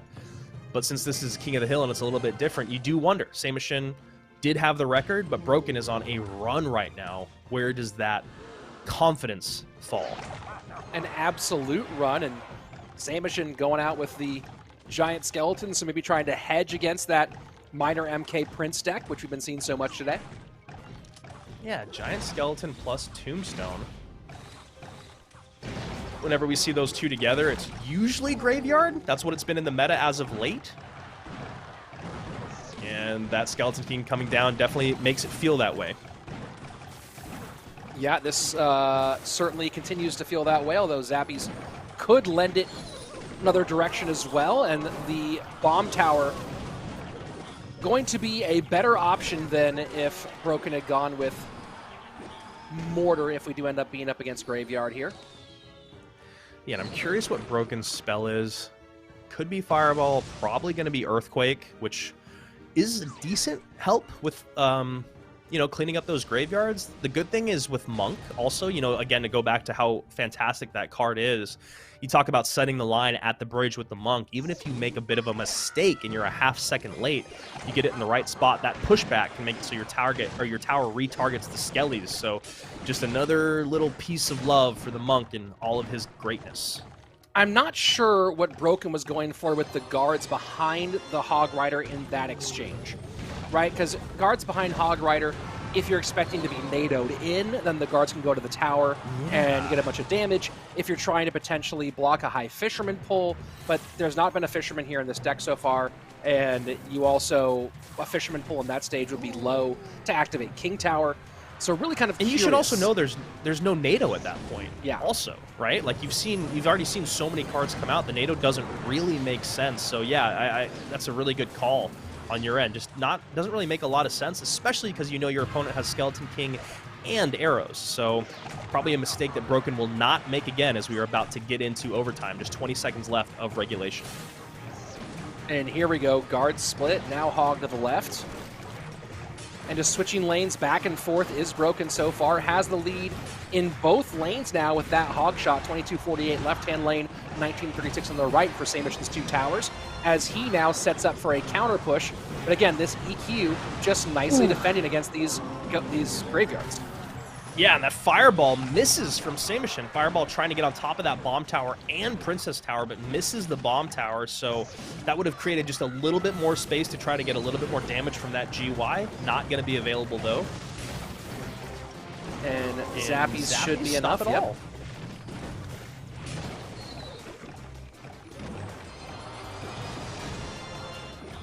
The challenge here is there's not really a lot of ways, and you see there it's about the elixir expenditure. Just as I say that, you got to try to outcycle the Earthquake and the Log. The guard's also great against the graveyard defense. The arrows, of course, can even that up, but Samishan has some work to do here in the final 75. Yeah, and I like... Oh, that was an interesting Monk there. Broken maybe trying to bait out a response early, then decides to do the late pull on the Monk ability. Hog going to come in and be pretty much completely protected for 2 shots. That's a great play there by Broken. Yeah, just brilliantly sequenced, and now he goes opposite lane here and forcing out a response on that side as well into his strong side tower. So Broken playing this triple elixir period very nicely. I love it, man. I mean, we've heard for years that what you have to do as a great Hog Rider player is you have to be able to switch lanes. Wow, those Zappies, though, getting some good damage in. Hog coming down the lane. It's tough, right? Because the damage done overall is monumentally in favor of Broken, but he's got to be able to get that tower lower than his opponent, obviously, and that graveyard is making it really difficult. And you see now he's trying to just not spend as much on the left-hand side so we can get an EQ plus Hog. Unfortunately, not spending very much ends up resulting in a ton of damage. Can he cycle one more time? One Hog shot. The second one actually does hit, plus the Log. Oh my word. Fireball down opposite direction. Wow. Does get it done by 104 HP. Samishan now puts on 4. That was just a fun one. A absolute, as you would say, Rich, a slobber knocker back and forth. And again, we've said it for so long. Hey, look at that. There's the we were talking about the Valkyrie. Hey. We got the Barb now swinging that sword. The ability to change lanes with that Hog Rider was so important throughout, be able to create that pressure for so long. And now we have our 2 best competitors so far in this King of the Hill run. They're even at 4, but Samishan says goodbye to Broken. A lot of fun. I just want to take a moment and say how happy I am that that Barbarian didn't also have his eyes moving and his tongue waggling, because those 2 things would have really creeped me out. So really excellent work with the sword movement, but if he was like kind of looking back and forth, looking at you, and then his tongue was moving around, that would have been a lot. I have a request for the graphics team. I'm going to start sending you that picture regularly just to haunt you. Because I'm pretty sure he waggles a tongue out when he flies through the air in one of the animations that the Clash Royale videos, did. Yeah, right? So, and It's fine at that speed, but in the slow motion they have here, it would be too much, and I appreciate you guys staring into your soul. Yes, exactly. You read me, Andrew. This is why we're friends. We've been doing this for a very long time together. Speaking of a long time, Samishan hoping to be on here. Look at that segue. Samishan hoping to be on for a long time, and one more win would put him in the money lead at 500. Yeah, I mean, the guy that started today off a little unorthodox, comes out with, 3 Musketeers back-to-back, but then goes through and shows us that he can play pretty much everything against almost anyone. Obviously, you can't play perfect on the day. I think it would be crazy if we ever came through one of these competitions and we just had a king the whole time. It's like, that's just not how Clash Royale works, right? Like, that's why you talk to people at the highest level, and they're like, if I can win at like a 60% win rate to like 65%, I'm really happy, because there's matchup and there's mistakes that happen, right? Obviously, there's people like Mohammed Light where it's a little bit different, but Samishan has to be very, very happy with his showing today. And now it's about, can he get through this next part of the gauntlet, right? There's a lot of big names coming up, and it was one of those names that took him down before. That's where he's got to get to that next level. Yeah, I mean, I'm curious to see what EGW does here against Samishan, right? Yes. Because you've had Samishan playing pretty much everything that's on his Royale API profile, right? He's not playing a bunch of off-meta stuff. We saw EGW go with the Goblin Giant Sparky deck. I'd love to see EGW get really wild, really unpredictable here, and make it so Samishan just has no idea what's going on. This, though, I think is going to end up being a very funky matchup. Yeah, and I'm, already with the minor coming out here from EGW, I mean, there's obviously so much potential, but I do wonder if he's going to maybe try to lean back into the meta now for his second game out. Minor plus Flying Machine? Maybe Lava Hound? Archers are an interesting... more like it. Yeah. And Samish going to be happy to see the Fireball for the Flying Machine and the Golden Knight for the Archers. Bandit, Fireball, Golden Knight, and then a Mortar on the bottom of your screen. So Mortar with Flying Machine. There was a version of this a very long time ago, and... Interesting. Okay, all right. Hey, so he's going with, like... It's definitely off-meta, but this deck... Like, the deck with the Skeleton King and the Skarmy and the Mortar and the Miner has been showing up a bit more, but these other supporting pieces are not the same. Usually it's a Dart Goblin instead of a Flying Machine. Usually it's a Cannon Cart. And then usually there's also a Skeleton Barrel in there. So very curious to see what EGW has here. Yeah, this will be really interesting, especially because EGW has done some double win condition stuff, some weird constructions that we talked about beforehand, and yeah, that's one of the weird pieces. You played... That's just such a... Yeah, you go ahead. We both have the same thought right now. I was just going to say, that's such a bad call. Like, your opponent doesn't have lightning, right? So you don't have to worry about the lightning coming down on the Mortar that you play in the center of the map the second that the Ram Rider crosses to get the connection, right? But Fireball's back in cycle. So the best thing you can do is play that Mortar, and then your opponent has to Fireball the Mortar, or just let it go, and your tower takes care of that Ram Rider. But instead, you do the worst thing, which is play either your Flying Machine or your minions, because they cost 5 instead of 4. I don't know, man. Is that basically what you were gonna say? Yeah, I mean, it's like leaving your fridge unlocked. The hamburgers in town. Like, your hamburger's gonna all be gone. Why are you doing that? It is a very odd play, and now you see EGW doing what he should have done the first time, which is just set up the Mortar in the safe spot. You know that the spell value can't take it out, and you know your 2 Princess Towers can't. You don't even need an extra unit on the board. So, bit of an odd decision-making there from EGW, but the game is very far from lost. And now he needs to punish with the minions, but he has to worry about that Baby Dragon, which is also such a weird card to have. The Baby Dragon in this matchup makes that Skarmy and the Minion Horde and the ability from the Skeleton King just like that much more ineffective. P.E.K.K.A. instead of Mega Knight. Interesting choice here for Samishan. We're not seeing a ton of P.E.K.K.A. right now. EGW, though, starting to really control the board here.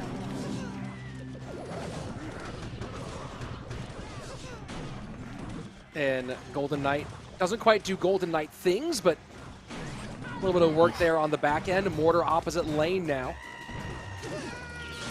Right into where the Ram Rider is going to come down, so he's going to have to play probably a Skarmy, and there's the Skarmy plus the Skeleton King. I like that a lot. EGW kind of looking into the future of what his opponent's going to do, remembering that he has the Baby Dragon, even though it's been played like a very little amount. And that's going to be just nice, easy control here on the side of EGW, and protects the mortar. Yep. I don't think the mortar did connect. GG, well played. Yeah. EGW comes out and, you know, uses an interesting variation of Mortar Miner Skelly King. You know, I see some people in the chat saying that's not off meta. It's not a deck you're seeing a whole lot. I mean, maybe it's, you know, second or third tier meta, but it's not a deck you're seeing played in competitive a whole lot right now. The Flying Machine is a really interesting piece in that one. You know, you're playing Mortar Miner, you're playing primarily Mortar Miner and the Mighty Miner. So, you know, interesting kind of shift away from a more popular variation. Yeah, I mean, I understand what people are saying. There's this deck that Luminary has been playing, which is that deck, but it really has only started showing up as of late. I mean, there's not a whole lot of games that have been played with it recently. I guess maybe in the last week is when it's really started to show up, because there's two variants of it, and the other one is with Cannon Cart and minions instead of minion horde. So two versions of Mortar that I haven't seen too much, but I guess chat is not entirely wrong. Those are honestly the two most popular Mortar decks right now in the UC, but that's only over the last week, whereas a week ago they weren't anywhere on that leaderboard. So, sure, you know, ends up being played well. And I mean, one of the thing with that deck is it's just so hard to kind of play through and defend. But what I thought was interesting, man, is that like Samishan had Bar Barrel, Ewiz, Golden Knight, Baby Dragon, Fireball. I mean, he had so many ways to clean up the swarm, he just couldn't control it. Yeah, and I'm never particularly a fan of any deck having Minion Horde, especially in a meta where arrows are everywhere. So, yeah, you know, maybe people are playing a little bit less arrows because there's a little bit less archers, but Minion Horde in general is one of those cards that's like, bro, pocket that one, vault it for now. And what's crazy, too, is when you look at that exact matchup on paper, it's actually a 60-40 matchup for Samishan. That's kind of what I was saying, is it just felt like he had so many answers, but wasn't able to get them at the right time. Fun little bar barrel there.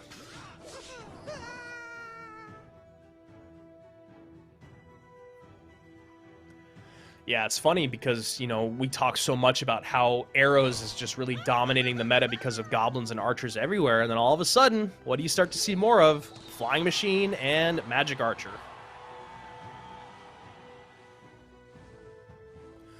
So Mother Witch working down this right-hand lane. Elixir being leaked on both sides.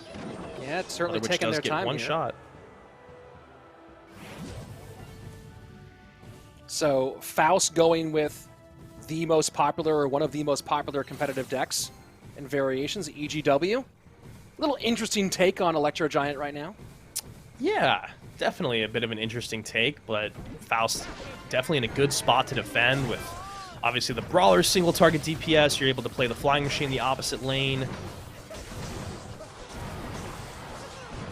Man, but so much cleaned up there, and great damage in on the left-hand side there for Faust. I mean, I think EGW was expecting to get a lot more out of that push, and he got basically nothing. And that Flying Machine's getting tanked for by the GK. This is all sewn up already. Yeah, you cannot fall this far behind with Electro Giant. Yeah, good night, good luck. Now, I will say one thing, that anytime there's a Golden Knight involved, it almost feels like Graveyard now, because Golden Knight do Golden Knight things. So yeah. where there's a will, there's a way. Where there's a prayer, there's a hope. And while it's not much of one, EGW could pull out magic here. Yeah, I mean, it's crazy because you look at what EGW has, and he actually has a good way to kind of make those rascals work for him. Excuse me, the recruits work for him. And I think Faust we're going to find out right now of how he wants to deal with that, because with the splash damage, with the MK, that Electro Giant isn't even starting to take damage yet. And a great chain here. And there you go. You see like that? Golden Yep. Knight in. Now, he's not going to be able to defend against these. And the E-Giant on there. I don't think he can defend against these pigs at all. It's going to be tower down. But you do see, this is it. I mean, yeah, there we go. Arrows in. Yeah. But I'm talking about Golden Knight do Golden Knight things. And I think that was a great call by you and a great recognition by Faust going, let me make you spend absolutely everything that you can and you can have my tower, but I'm going to take yours because you're not going to have any elixir to defend. You're not going to have the MK and cycle early enough to push them back early enough so that I can get enough damage from my hogs to send in some arrows. So a great recognition of the macro there by Faust because, yeah, I mean, you're not wrong, man. You get that overwhelm and that connection with the Gold Knight, it is GG well played. So what's the best way to protect yourself? Make sure that you win that 2-tower game. Yep, and sometimes that's just the way you got to move is, hey, I know you're going to take this one, but I'm just going to make it so you have to spend too much and not have enough on the back end for me. So very, very nicely done for Faust, and now he takes, again, the position everyone thought he would take, and the question is, what can he do against Coco, who's also been playing a lot of competitive Clash Royale lately. Coco, I believe, on teams in both, I'll have to double check this, on both GKR and in the Queso Cup right now. So very curious to see if Coco's level continues to rise here in a very difficult test. Yeah, I'm looking at what Coco fell to before. It was him going up against Broken. Coco was playing that really popular MK Prince deck. His opponent was playing Royal Giant plus Skeleton, or excuse me, with Giant Skeleton, and then that Archer Queen. That Archer Queen was like a really great equalizer in that matchup, if I remember correctly, from Broken. But before that, it was Coco that took down Faust with with that Graveyard deck that we've been kind of talking about just a little bit, and that was one of those matchups. That was the early tower trade situation, and then Faust was just not able to hang on. You know, I was wondering if Coco was playing the freeze version of that deck, but he wasn't. And I do wonder if maybe in the very beginning, had he frozen that Prince plus the Bats, if that game would have even gotten close. Just kind of a fun thing to think about. But here we go. Great rematch between these two. Second time meeting today. First time went in favor of Coco. Coco, phenomenal name, by the way. Yep, it's a fun one. And EQ in. Little early chip here, and we'll see what Faust has cooked up to control. I guess the real curious question now, is Faust playing the Mortar Mighty Miner variation here, or is he playing Monk? And how's he going to get to whatever troops are behind the Royal Giant as we get deeper in the game? And nice call there on the Mighty Miner up high. Interesting double drop there, and then great lightning value for Coco. And look at this. Just gets right behind it, and I believe, no, not quite. Wow. The Mighty Miner, and it looked like the Fisherman took a second and was trying to decide what to do. Although some good damage comes in. Doesn't he needs a log. Great log. Oh, brilliant. That's a good play, and now we got a very healthy Mortar. It'll be curious to see if Coco just decides to reset and try to start building a Royal Giant push from the back. But he has no Elixir in the tank to deal with this Mortar because it's so low. I guess the log is probably the best Elixir trade situation because they are even. So nice call there by Coco. And again, trying to block the Fisherman pull here one more time. And it's not going to work as the Royal Ghost does it, but the Hog still gets its shots. So just a little bit of confusion here for Coco as he tries to defend against these pushes. Yeah, and that's a huge win for Faust, right? You get any units dropped, any sort of defense dropped, and your Hog still gets a hit, and that's a big win for you. Now you can see Musketeer does easy cleanup on both sides, and I've been in this situation before where you've only got 600 HP remaining against a Hog EQ deck, and it does feel basically lost. It feels almost impossible. But then you could do things like this where it feels like there's no reason for Faust to get that aggressive on offense at this moment. I feel like that Mortar could have been used defensively, but instead, now we're a little bit closer than we want to be, although Mortar does connect again. Yep, so doesn't quite get the shutdown play, but takes care of business, and now he can very easily take that tower down, set up Mortar on defense, and should be able to survive to end this game. Yep, there's the EQ. 20 seconds remain. Should be easy defense here no matter really what happens. The Royal Giant isn't going to be able to get through a log, an Ice Spirit, and a second Mortar. And you see just the nice spread by Faust, putting the Musketeer way to the outside and then the Mortar to the inside to make sure Lightning had to make a choice. And oh boy! Oh man! Okay. Hello. Hey, that Royal Ghost. He basically is walking up. He's looking in the window, being, "Hey, anybody home?" And he forgot to hit the tower. GG, well played. Faust holds on. Ooh, that was fun.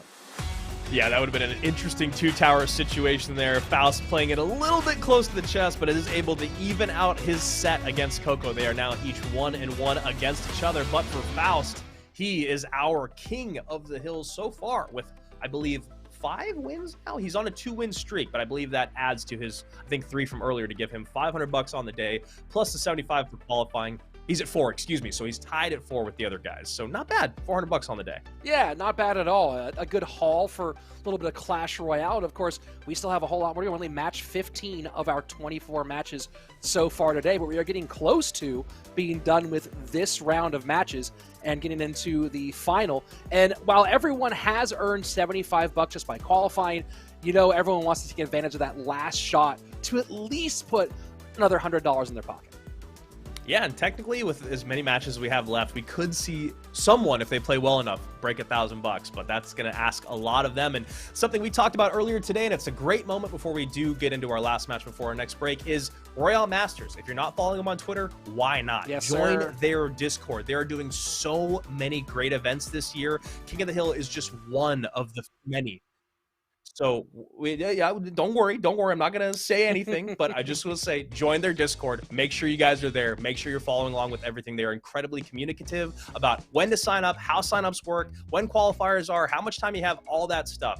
You know, so much of what goes on in the space for even the pros is, it feels like not everyone always knows the information that's out there. There's so many different events. Well, RoyaleMSTRS is very communicative. Join their Twitter, join their Discord, and make sure you are here for all of our events this year. And you can, of course, go to esports.clashroyale.com to find information on any Clash Royale event going on for competitive or fun community events.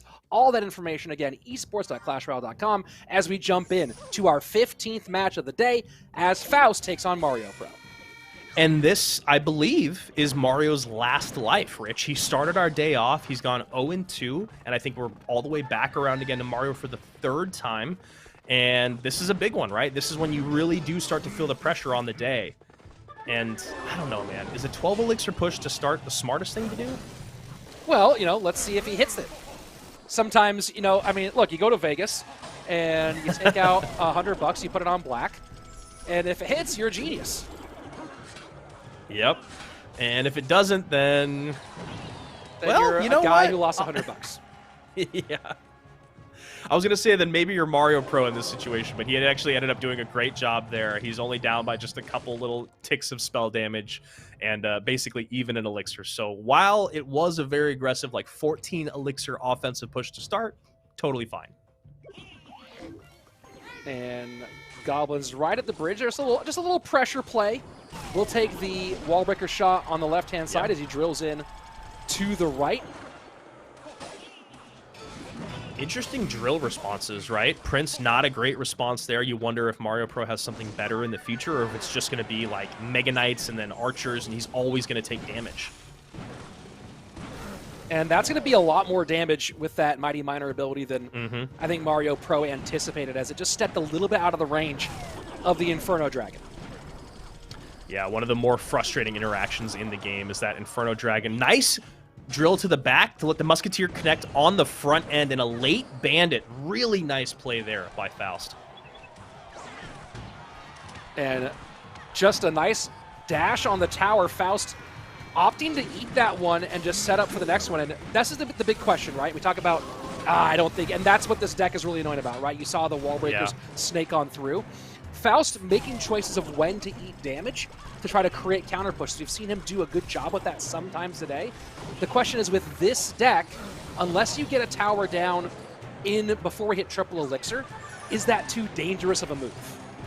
I do feel like Faust really overspent on that last push. I mean, he did get some damage out of it, but he was just caught flat-footed on that defensive push there. Those wall breakers both connected, even with the Ice Spirit in hand and the Musketeer on the board. He had to let, you know, the Bandit connect, I believe, before he even dropped the Musketeer, so he was just really thirsting for elixir. He saw the offensive opportunity, but he didn't think about the defensive repercussions. Pretty close right now, about 200 HP separating crosswise as another drill comes in for Faust. And he goes to the back here with this drill, but nothing pressuring on the top end. And that drill's going to spawn Goblins away from the tower rather than onto the tower. Yeah, that's a really interesting interaction for you guys at home to maybe pay attention to. It's, you know, you guys maybe wonder, why do they always go to the front? Why do they always go to the side? But when you do go to the back, you've got to have a reason to go to the back. right? You've got to have a reason, and that reason is pressure up at the bridge. So just a missed opportunity there. And gonna eat some of that minor chip. Wall breaker's taken care of by the bomb tower. Final 90 seconds. Lead for Mario Pro. And a lot to be done here for Faust. Yeah, Faust has a great push on the right-hand side. Musketeer is on the tower. Second Musketeer is on the tower for 3 shots. My goodness. And Faust still has not played his 8th card. Just a little mismanagement there on the side of Mario Pro. And now 226 to 633, triple elixir. But here's the problem. You got to be... the arrows trying to predict the goblins, and they don't quite get it done. That would have been a lot of fun. That would have been a big-time stressful moment for Faust, but instead, great play with the fireball. He holds it the entire game. He doesn't go for the drill fireball, cycle that we see so many times. He saves the fireball, uses it defensively great at the end there, and then a great placement on those goblins. Had those arrows connected, this could be a GG well played for the opponent, but instead, Faust, our winningest player on the day. And Faust now going to be up to, I believe, $500. So halfway to a G. And that's the question, right? Is how long will it take someone to get a grand of the 3 from one of these? Will it happen here in our first ever King of the Hill Community Challenge, or will we have to wait for it to happen another time? Time will tell, but right now, Faust, I think he's the only one still with enough runway to get that done today, maybe. Yeah, I think you're 100% correct. And then for Mario Pro on the other side of it, while I believe he was our 2nd seed, I think, because he was in our first matchup, ends up having a very difficult day in the best of ones. He ends up going 0-3 on the day, does pick up $75 for qualifying, but we are going to say goodbye to our first player as of right now. And then on the other side of it, Faust, Samishan, broken. Can they hold? Who's going to be the best? And then people like EGW and Seahawk, do they still have some life left? These are all questions we're going to answer in our final 8 matches. Which will be coming up fairly soon, because I believe, let me double check with our league ops if we are, we're going to go ahead into our Seahawk versus Faust matchup. So those of you who are here to watch Seahawk, I know a lot of you are big fans of his and excited to see him. Well, this is the chance. So if you're a Seahawk fan, let's get the LGs, let's get the Let's Goes in the chat for Seahawk right now and see if you can give him some power, like Hulk Hogan back in the 80s. Can you put your hands toward the screen and give him some energy so he can recover? Or is this going to be the end of his King of the Hill run? Man, we'll find out. But right now, Faust looks very, very difficult to break. Oh, man. When you said the 1980s, it just reminded me how I saw something the other day where Gen Zers were starting to refer to that as the late 1900s. That's when we were born, Rich. The late 1900s. I think my brain just broke. Emotions. That was a great timing on the screen wipe, too. Just 2 old guys talking about how old they are. Here we go. Faust, top of your screen. Seahawk on, I believe, his last life, trying to make something happen. Broken and Samishan were his kryptonite earlier in the day. It was Broken that ran an RG Monk deck that Seahawk could just not figure out. And then before that, it was Samishan running 3 Musketeers. And haven't seen as much Bird today as I think I expected. We've seen it a few times, obviously key to a few of the more popular decks right now. And Faust may be trying to hedge against MK Prince, which has been so heavily played today. Again, Royal Giant Skeleton has not been super popular lately, but I think we'll see a bit more of it because of this MK Prince deck. Yeah, and I do think it is really fascinating. While we are about to see these changes in the meta, it is already interesting to see the changes that are happening right now towards the end of the life of this meta. We're starting to see these cards that we've talked about all day pop back in, like Graveyard, like Giant Skeleton. Royal Giants become more prevalent. It's not just what we saw just a month ago, which was pretty much all Electro Giant, Golden Knight, and then just a ton of Minor Poison Control. Sets up Giants going to the left-hand side. So far, no damage on Faust's side of the board. 2791 on that bottom left-hand corner.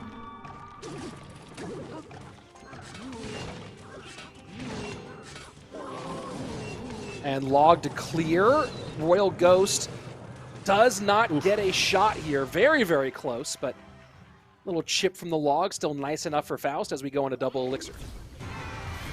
Seen a ton of Royal Ghost today, and just a quick little note here, it sounds like Seahawk or Faust, well, Faust definitely, but Seahawk, if he does lose, will still have another life to give because of where he was in the rotation. Everyone gets at least 3 chances based off of when and where they win or lose. So that's a little interesting kind of caveat to put on this format, which is cool for all you Seahawk fans out there. But hey, maybe that won't even matter if he wins this game.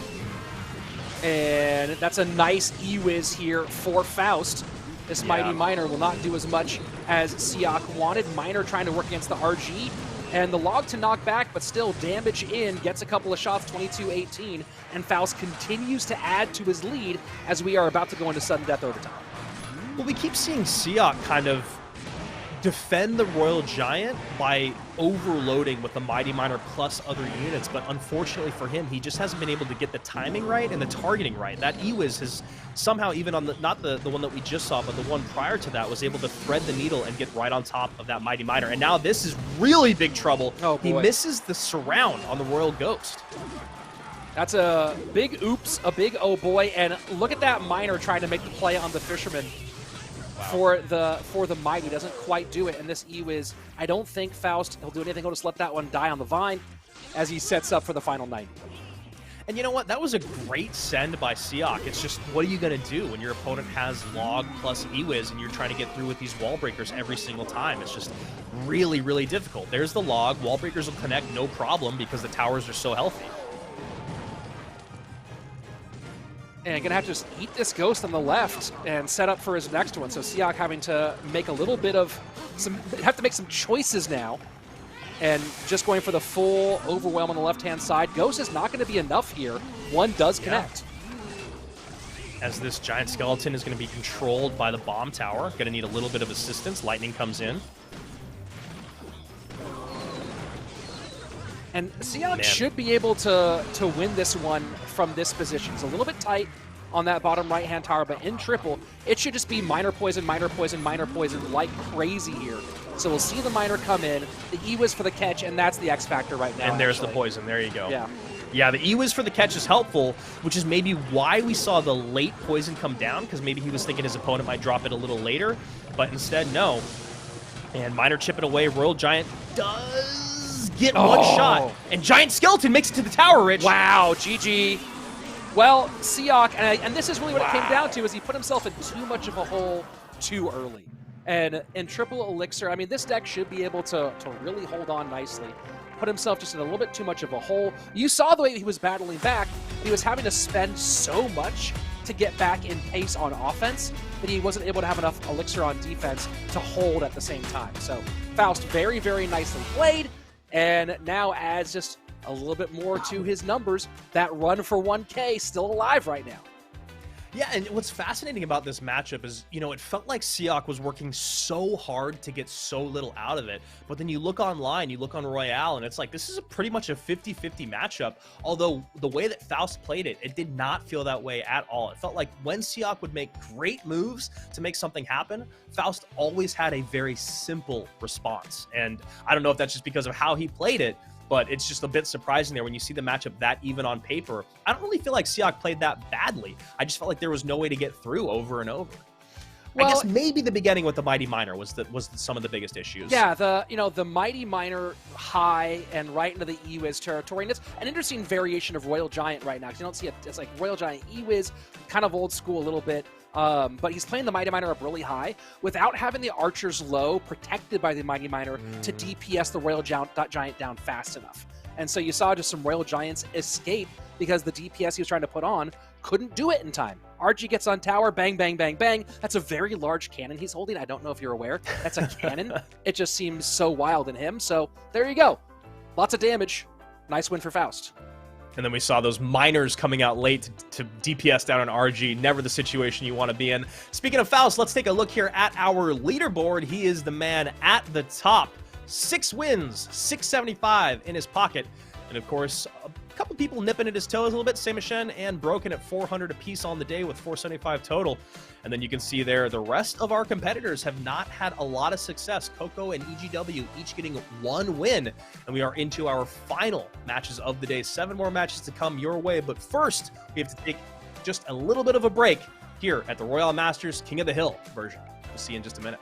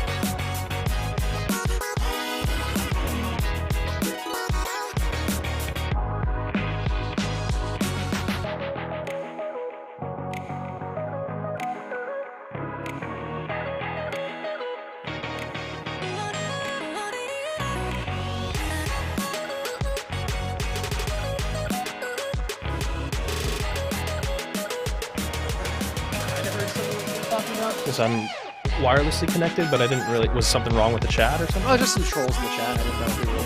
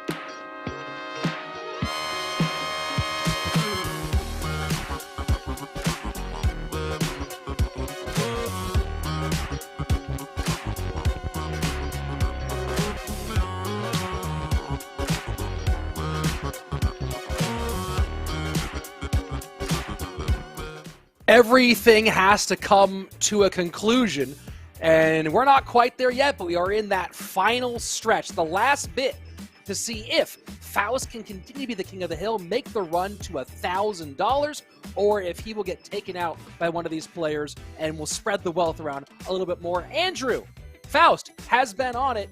I'm just going to take the bet right now. And you know what, chat, weigh in on this too. Does Faust hit $1,000 today, or does someone stop him from taking away one whole rack? We have 8 more matches.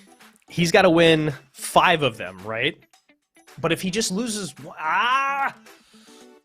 No, he's not going to break 1,000 today. I don't know why. I don't know why. It feels like he should be the guy to do it, and it feels like he's in the right place to do it, and I've definitely been wrong before. But Rich, I'm saying he's not doing it. Yeah, well, we'll see. I don't know if we have a chance, if we can look at the current standings slash amount of money everyone's earning. I don't know if we had that graphic ready. Oh, it looks like we do. Boom. Oh, wait a second, Andrew. Faust Oh, he's at 675. So Faust only needs 4 wins. Does that change your stupid. Does that change your call at all?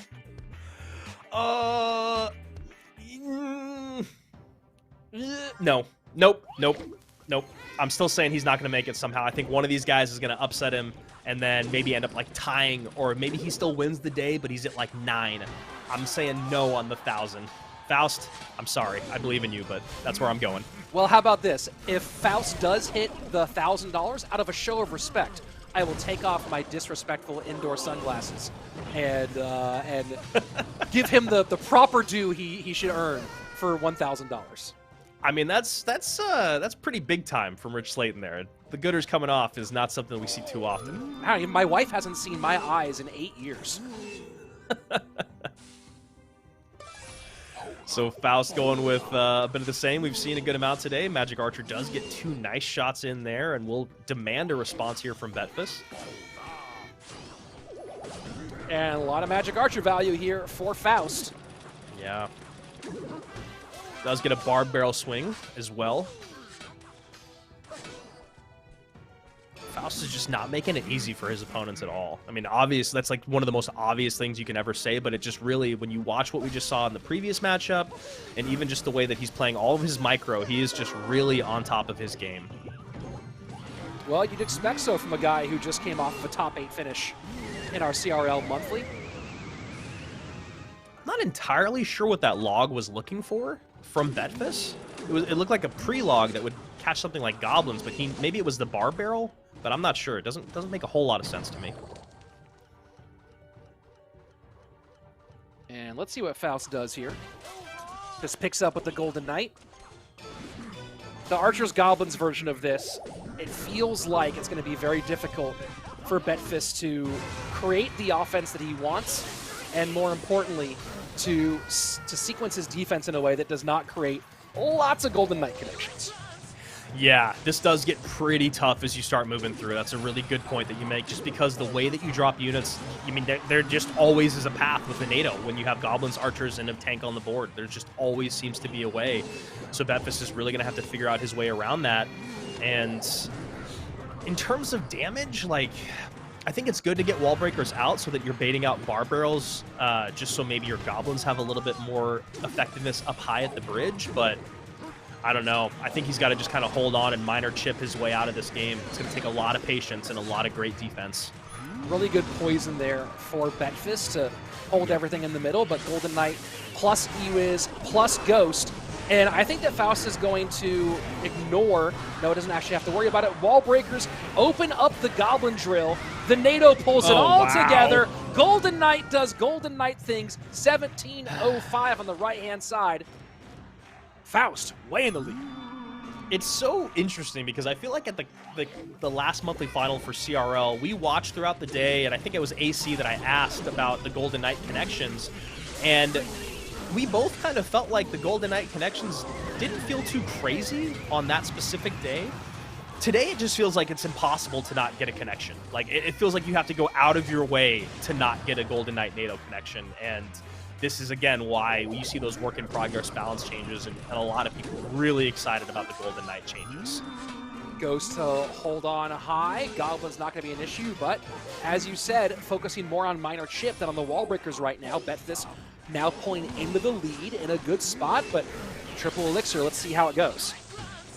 Yeah, that's, you know, those wall breakers as this game moves on, it'll be really interesting to see how they're utilized late game. You know, will they ever be used to take care of the drill, or will you start to see a lot of pressure late game in the opposite lane because this deck does do so well in a single lane?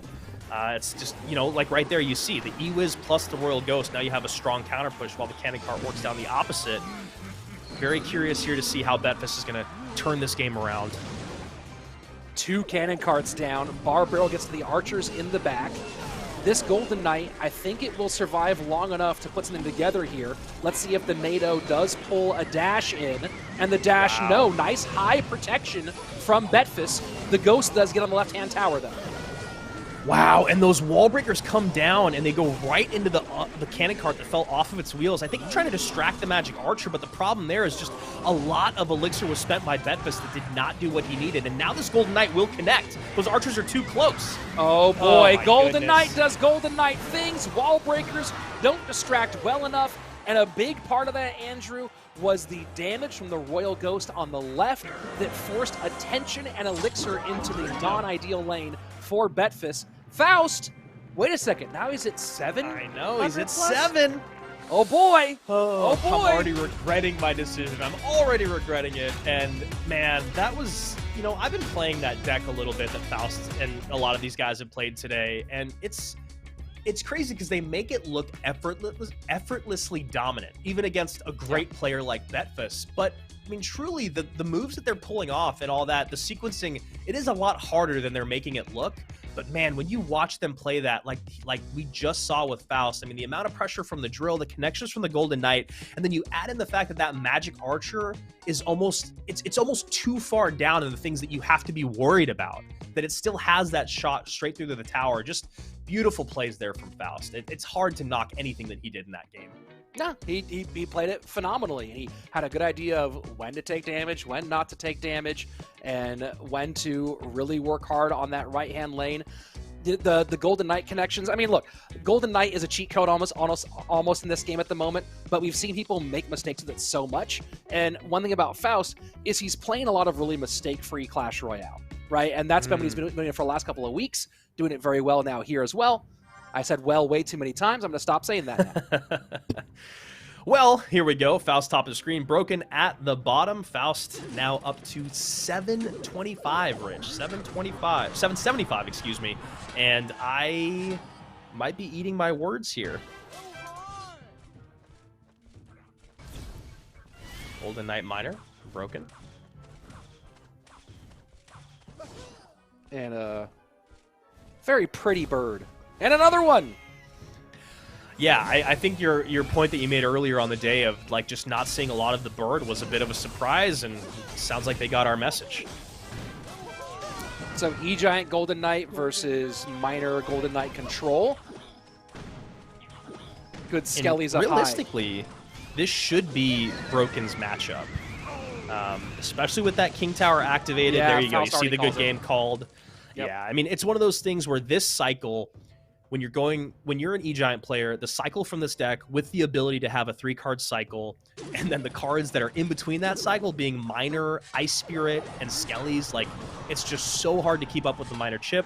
It's impossible to break through the double bomb tower. What you need here is a mistake and a great Golden Knight connection, which we know can happen.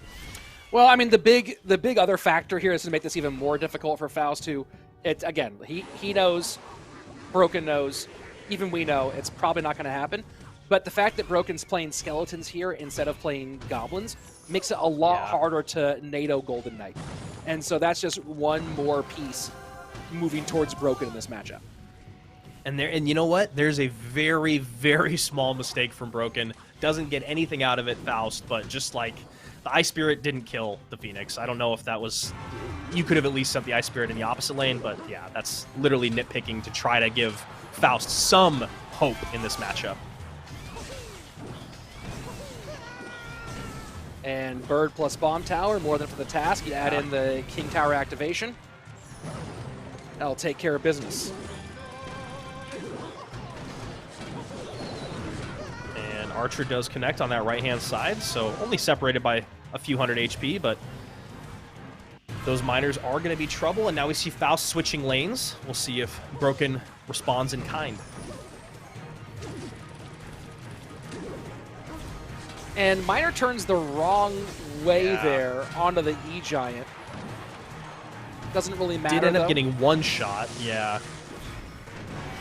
Because again, this is barely even about the Miner chip at this point. It's just defend, don't make a silly mistake on your defense, and then get that Miner poison play and trip.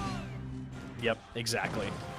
And that is a... Oh, and you know what? This is a great moment, too, with the Miner he can support. That's the other cool thing, is that when your opponent is going in the same lane as you, you do have the ability to just support those Miner pushes just a bit. And now you can see that Phoenix actually getting some damage in.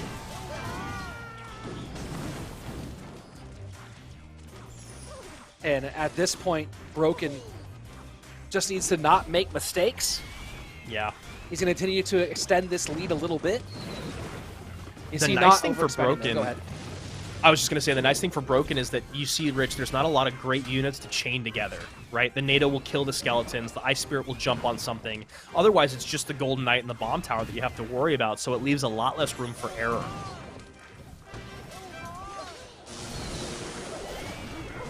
And the disrespect might continue here as Faust. Ooh. Trying Archer to break stay alive. Through. Oh boy, Archer stay alive. E-Giant gets a little bit of damage here. Yeah. 17-18, now just a naked poison. Well, kind of. It does get a little bit of that Phoenix. And I like the change-up of the minor position now that NATO is out of cycle. And this is a big send right here for Faust. This is a really important push. He's getting close to the end here, but poison, the poison behind the E-Giant just really ends up locking this one down, right? It's part of why you have on one hand if you go for the Mighty Miner deck for Minor Poison, that one does very well, but the same 6 cards for support with Hog EQ does very poorly against his deck because you can't get behind it. You have that poison there. Yeah. That NATO defensively, I thought that actually we might have seen Broken make a big mistake, just giving too much lightning value to that Phoenix and the Princess Tower and the Bomb Tower, but he knew what he had to do. He knew the equation. He locked it in, and now Faust does drop his position at King of the Hill. Broken back in a spot that he's kind of familiar with.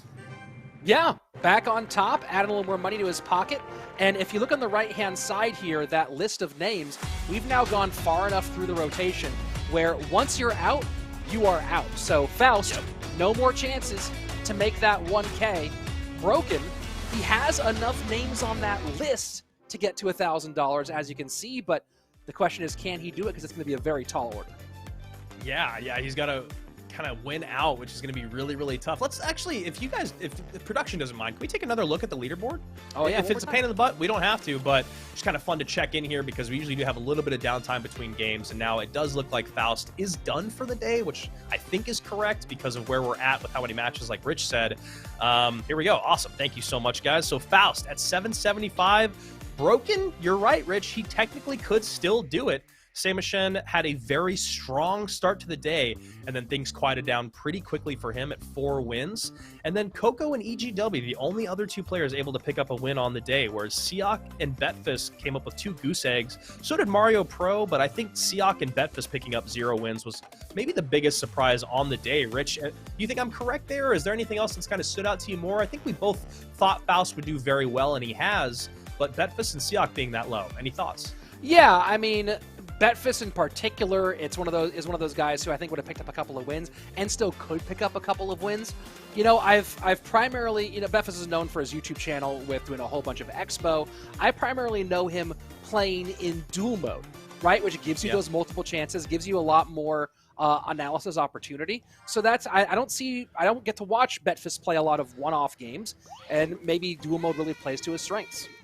Yeah, I mean, that's something that the pros were clamoring about for season after season, was just like best of ones are so difficult, which is why I love that we have this format to, we've got all different layers of it. We got best of ones, we got duel, and then, on show day, for lack of a better term, on game day, it's this best of one King of the Hill duel mode, and for some people, it doesn't seem to be working, but for Faust, that skill translates pretty well, and I think that if you want to be the best of the best, it should.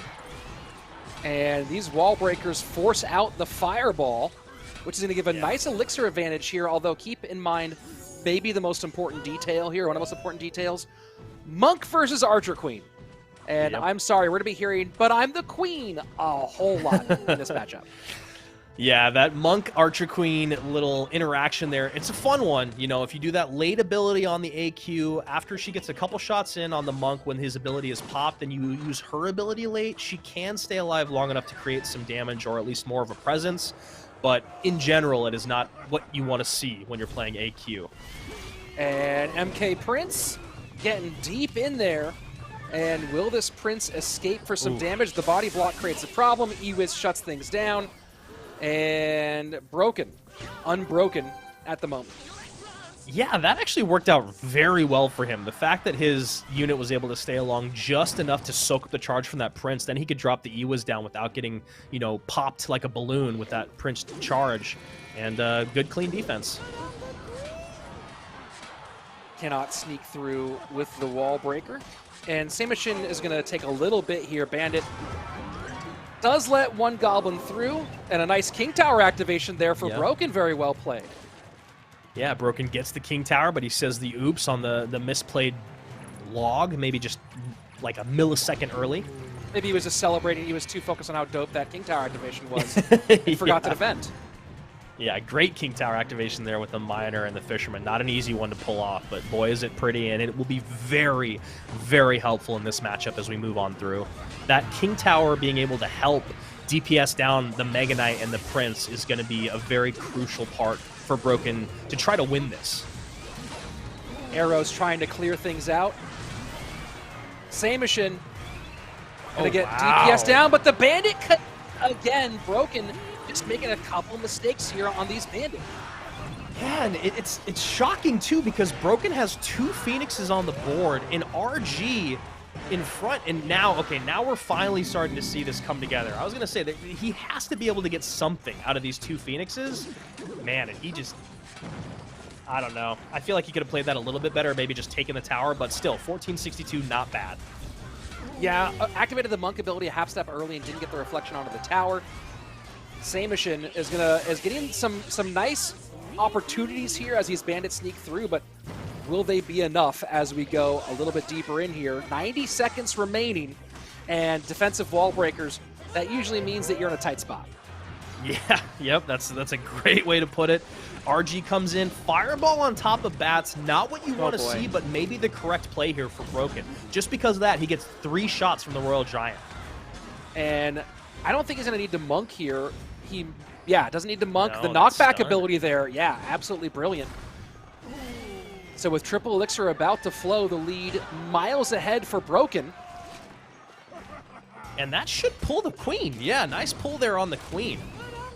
Yeah, this is shut down. Shut it down. Put the chairs on top of the tables. Everyone get your side work done, because we're taking no more orders tonight. Wow, that took me back. Side work. It's been years. I almost got like hot when you said it. Oh, I know. A lot of time waiting tables in my 20s. Broken. Making more money than I did in a shift in just 1 game of Clash Royale. You love to see it. Great plays all the way through, controlling that Mega Knight and that Prince push. Some great snags there with the Fisherman. That one at the end, pulling that AQ into the Goblins. Really, like you said, that's when it kind of sewed all things up. Broken on top. Once again, great plays. And great plays indeed, and Broken still able to push us towards that $1,000 mark. Potentially, and up next for him, EGW, which is why I've donned my USA glasses here, Andrew. Please explain for those at home that may not catch the correlation.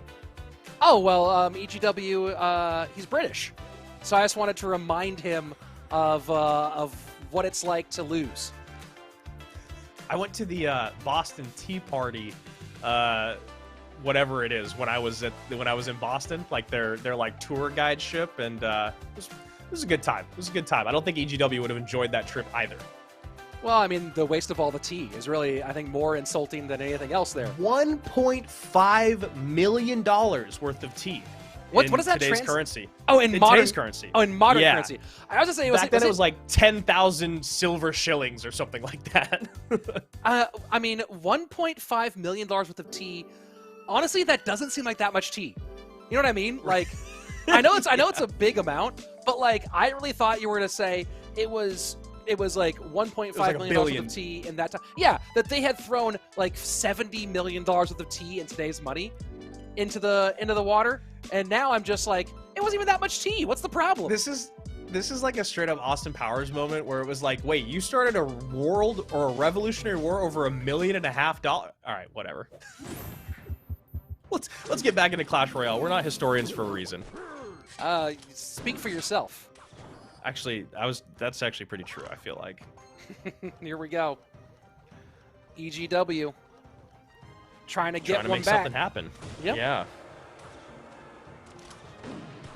Wow. Snowball does just enough to create space for that Hunter shot to come in. More of a blow to the ego than anything else.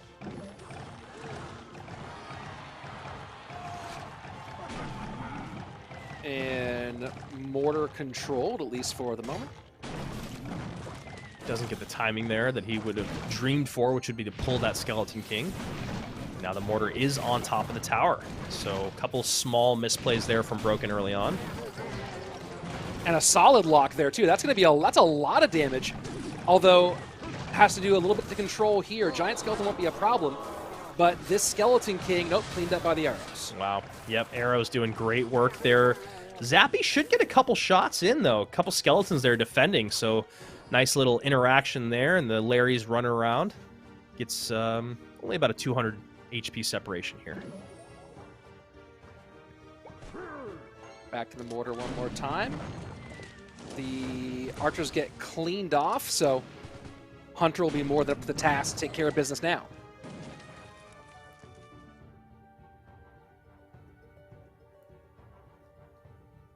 And a little slowdown here. Yeah. Go ahead. Yeah. I was going to say, you can see there the 4 other players kind of waiting in the wings for their last chance, their last opportunity to win some cash here. I'm wondering if they're going to play against Broken or EGW, if he can turn around his fortune for the day. Be very upset about those shades, Rich. Yeah, I mean, look, it's sometimes you just have to really bring the heat and let everyone know that you don't need to respect anybody. And today's Broken one of those days. now. Look at how much he has on the board. That's an insane amount. Can he actually do something with it? Graveyard comes in. Getting tanked for is the Skeleton King. Archer's easily taking care of the graveyard, but it's the double layer right now, trying to get a little bit more damage, and will give the ever so slight lead to Broken, 21-42.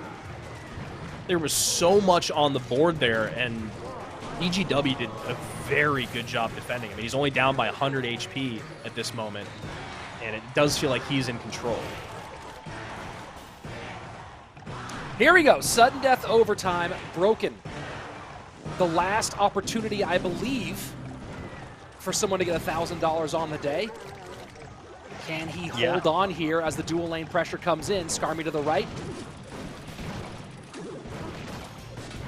I'm wondering if there will ever be a moment where we start to see more than one flying machine on the board. Arrows plus Snowball will take it out, but if you get one even in the opposite lane defending, it creates so much of a problem for Broken because he doesn't have a way to get to it. And the snowballs from Broken have been nice. He's going to get one extra shot, I believe, from this Hunter on the right, and he does. And that was also really nice because that snowball made it so it cleaned up the archers. That way the arrows are available for the flying machine or the Skarmy if necessary. But just smart plays there. If you can solve a problem with your cheaper spell, do it. You don't always have to use the one that feels like the most correct option.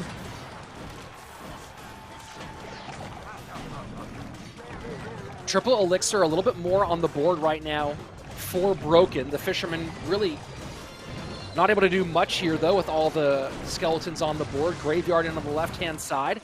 Flying Machine gives a little bit extra help here, and Broken has to spend to pick up the Flying Machine.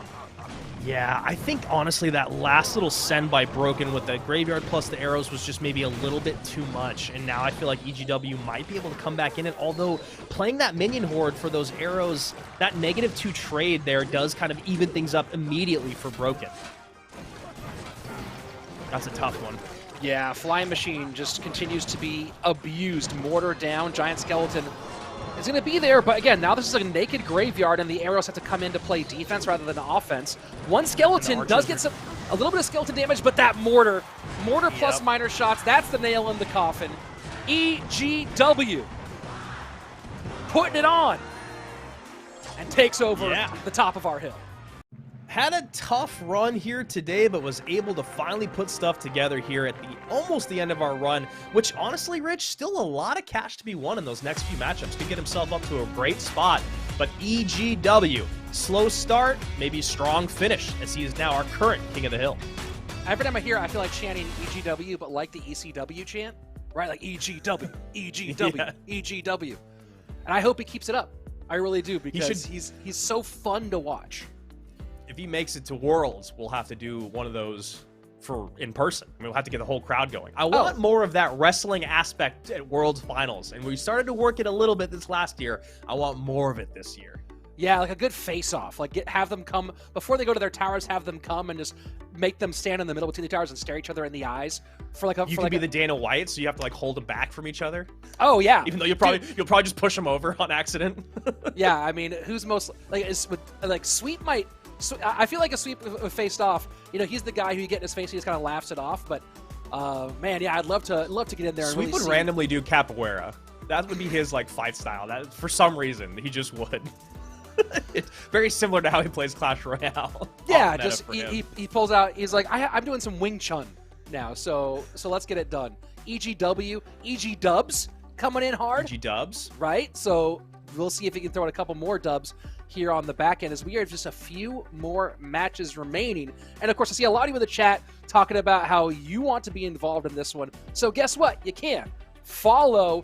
I believe, there you go, RoyaleMSTRS, right below me. It's right down there. There it is. Follow RoyaleMSTRS on all social media. You can go on Discord, go on Twitter, follow them so you can find out about the next RoyaleMSTRS event. All the things that not announced yet, but there's more opportunities for you to play here in RoyaleMSTRS. And of course, throughout the Clash Royale esports ecosystem, esports.clashroyale.com to find out how to play and qualify in CRL, how to play in things like RoyaleMSTRS, and the many other fun community events that we have throughout 2023.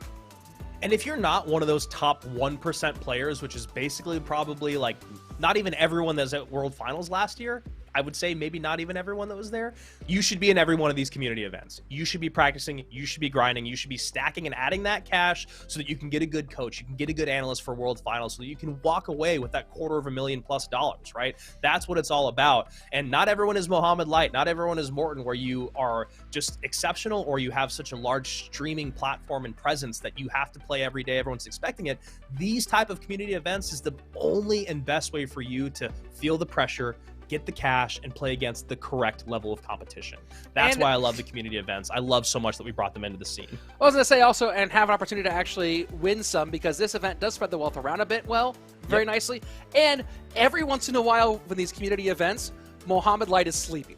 So you have a chance of actually bringing down a little bit of money here. So yeah, just take the opportunity when it's like nighttime in Egypt or something, and do your best to come and get the money that he doesn't snatch up by being so insanely dominant, as you mentioned it earlier, and have a little bit of fun. Maybe we'll be talking about you here on stream next time. Yeah, absolutely. I mean, there's a handful of people here in this competition specifically that I've never called a Samishan match before, and I had a lot of fun doing that today. Mario Pro, he's going to be back. He's one of the few people that actually gets 4 opportunities today because of where he was in the lineup, being that number 2 seed. So here we go. Coco, bottom of your screen. EGW finally able to start stacking some cash at the top, and then you can see there waiting in the wings on deck. And up next are Betfist, Seahawk, and Mario Pro. And you know, Betfist in particular is just kind of chomping at the bit here, going, I want to walk away with at least some money today, please.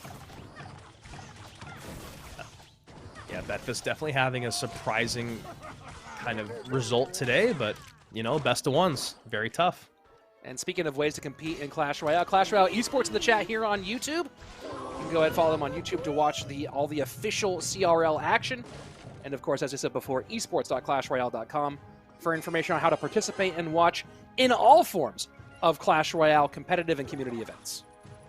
You know, every now and then, Rich, I think I'm kind of I have my smart moments, but then I just waved at Clash Royale in the chat when we're not on camera, so gonna let everyone know that did happen. And I hear my producer laughing at me. Dude, you could have just let it go too. I could have just let it go. I know, I say that to AC all the time. I'm like, you didn't need to tell anyone, but I like to be honest. Fair enough. I appreciate it. And so EGW going with, I was going to say going with what we've seen a lot of today, right? MK is about to come out, and there he is. AQ behind, and, you know, just a overwhelm situation there. And Coco already having a lot of kind of good answers, right? He's got the Tombstone, he's got the Fish Boy, he's got the Zappy to slow things down, he's got a good tank in the Skeleton King, and then, of course, you do have that Mother Witch to help with those bats. Look at that Archer Queen connection for EGW. Huge lead opens up. the Mother Witch spawned pig will do a bit to get things back a little bit more even. And now with the Mother Witch out of cycle, oh boy. You love to see this overwhelm the pylon, and even though that last one doesn't get any damage, it's still a negative elixir trade. So a great closing there before we got into this final minute of regulation by EGW. And Tombstone should clog things up a little bit, but it's the other pieces of management that have just given Coco fits and starts here. Yeah, and Coco is clearly playing a Royal Giant deck, but doing the smart thing and not getting hyper aggressive, but also just not really knowing where to go yet, I think. Skeleton King ability needs to pop early, and he doesn't do it, so it takes the charge. But does hold off the pressure on the right-hand side nicely. Yeah. Zappies and Fisherman working here, but the problem is that pretty much no matter what Coco does, he finds himself in an elixir hole after all of this. He does have a partial health Fish Boy here on the left, but can't really double down. It looked like he just spent an arm and a leg, and I think at the end of that interaction, EGW was still leaking elixir, just trying to figure out what was next. I mean, a great job there. You called it. He was able to stop the pressure on the right-hand side, which is why he had to do some of the stuff on the left that I thought was a little bit questionable. But we didn't get an MK connection. We didn't get a Prince connection. And, oh my gosh, these defenses are incredible. They just don't feel sustainable. Yeah, and there you go. Royal Giant finally comes down. This is what great Royal Giant players do. Fireball clears the bats, does not quite clear the bandit, but gets enough shots to almost even things up here. Yeah, and with 70 seconds remaining, I don't know if he's going to be able to put together a sequence like that more than one other time. So if I'm EGW, I'm waiting for that. I'm looking for it. Oh, man. And that honestly could be game right there, just having to spend that tombstone. Yeah, and you see EGW just puts the pressure on the moment he sees that. And this was really about trying to get these wall breakers through. Log will clean up, though, as Mother Witch spawns the pig's opposite direction, but the damage in 1332 on the bottom right-hand side.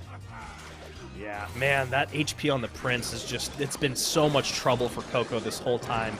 That in conjunction with the MK, he just doesn't have enough single target DPS. I mean, that's actually something that's really fascinating that we haven't pointed out is you look at the single target DPS for Coco, and that is why he's been struggling so much.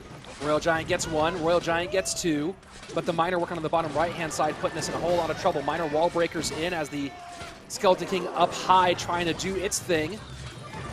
And these bats are going to get away, and that's it. That's going to take the tower.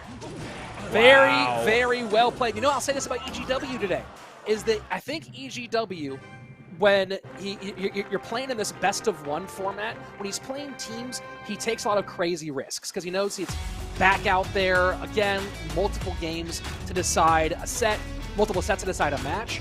He went wild in game number one with that Goblin Giant Sparky deck, and he saw that first appearance, and it was like, he was like, you know what, no. Let's buckle up a little bit. Let's buckle down here and make sure that we're making good choices. And that's paid off very nicely for EGW.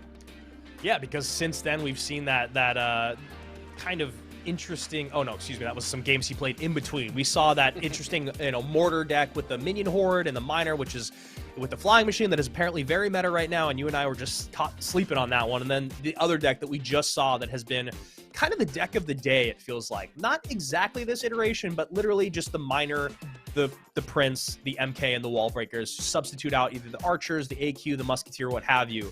But that deck in general has been very, very dominant. And yeah, it's a great call you make, man. Because even when I go back through and I look at EGW, and when I look at his Royale API, even between his matches in Royale Masters, he's been playing things just a little bit more on meta. I think he probably felt what happened, and he's like, why do this to myself? I'm a great player.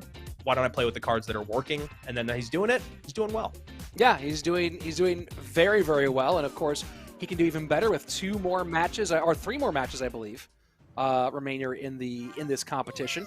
Right now, Mario Pro, and then can he get past Mario Pro, Seahawk, and Betfist to end things out nicely? And maybe some 3M here?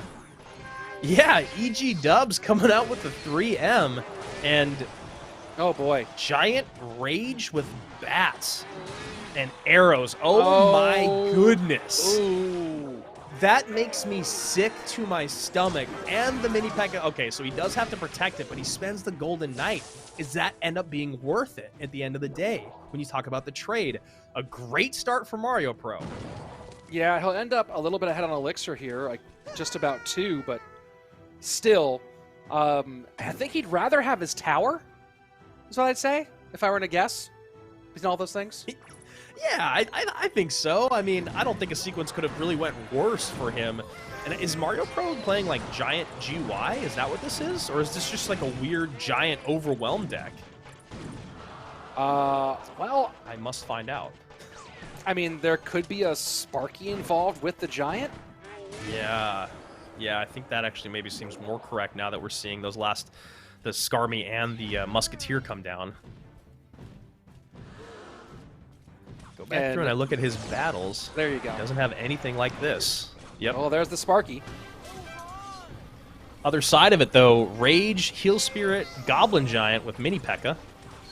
And this is going to be a lot here. Look at this. Oh, my word. Holy moly. Tower down and then some. And then some. And the Sparky turns around. The advantage significantly in the direction of Mario Pro right now just because of how low that right-hand tower is. And these arrows for the minions are just so painful for EGW. Yeah, and that goes back to the point that you made before. Why are Minion Horde and Minions popular right now when arrows are everywhere? And, you know, maybe it's about getting the arrows out somewhere else if you have archers or goblins or something. But as of right now, EGW makes it really easy for Mario Pro to just hold the trigger on those arrows for those minions. And he can't take care of these bats. He has to try to tank them. The giant should get one shot, and that's going to be tower down here. Yeah, and with only 28 seconds remaining, I can't imagine there's any way to break through this with the Sparky on the board. Golden Knight, he needed the Rage a little. He needed the Rage just a half step earlier. The Rage spell, it still feels like people are trying to figure out if it's viable competitively. It doesn't seem like it is, but right there, if that Rage would have been used correctly, he could have gotten a crazy connection on that with that Skarmy being cleaned off the board. But that is going to do it for EGW as Mario Pro takes our King of the Hill seat for, I think, his first win of the day, his 4th appearance, first win, and he's got 2 big names to close things out in Seahawk and Betfist. He wants to stay on top. These are the 3 players who didn't have a win yet today. So that's the first $100 in Mario Pro's pocket, beyond the $75 he earned just by qualifying. And now same thing. Seahawk looking for his first hundo, and Betfist trying to put 3 digits into his pocket to end the day. Yeah, really, really surprising when you talk about those guys being the ones that haven't picked up a win yet. And then for Mario Pro, probably not the best out that you want when you consider the other people that you could run into. But hey, if it's any time to pick up a win, it's right now here at the end. You've got the momentum. At least in this situation, Mario Pro has some momentum in his favor, whereas Seahawk and Betfist are kind of just like, all right, well, I guess the best I can do is win a couple $100, and the best I can do is not walk away with 0 wins. So I think it's just a very different mindset coming into this. And plus, those guys are a lot more famous than our guy Mario Pro. Yeah, certainly bigger names, and they'd like to walk away with a little bit of fan service here, both with very big followings on their streams and YouTube videos. And they also now, though, go into this one with Mario. They kind of saw Mario Pro just come out here and do Giant Sparky. And I have to look at that and go, okay, well, what in the world's Mario going to do in these last games? If I'm Mario, I throw caution to the wind. I go crazy, just go for matchup, and try to see if I can steal a couple more $100 here. Yeah, I mean, that's basically what he did in the matchup that we just saw, and it could not have gone better for him. I mean, talk about that push in the beginning with the Rage, with the arrows, cleaning up the minions, being able to deal with that pump, all of it. All things fell perfectly into place for our guy Mario Pro, who has Seahawk, bottom of your screen, as his second to last competitor, or maybe his last if he can't pick up the W. And the maybe about to be buffed Mega Minion, according to our work in progress balance changes. Really interesting work there. It'll do as much damage, I believe, as the Phoenix for 1 elixir less, but obviously you don't have that egg, but the Phoenix death damage is also being reduced. So a lot of stuff to kind of consider when you think about which card you're going to want in. I do imagine we'll be seeing a lot more Mega Minion, though, in the coming months. And Magic Archer should get a couple here, and it does.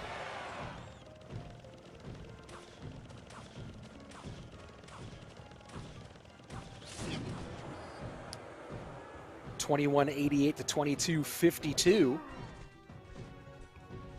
And haven't seen as much Royal Hogs today as you might think. And you got to imagine a big piece of that is because of how popular Mega Knight's been.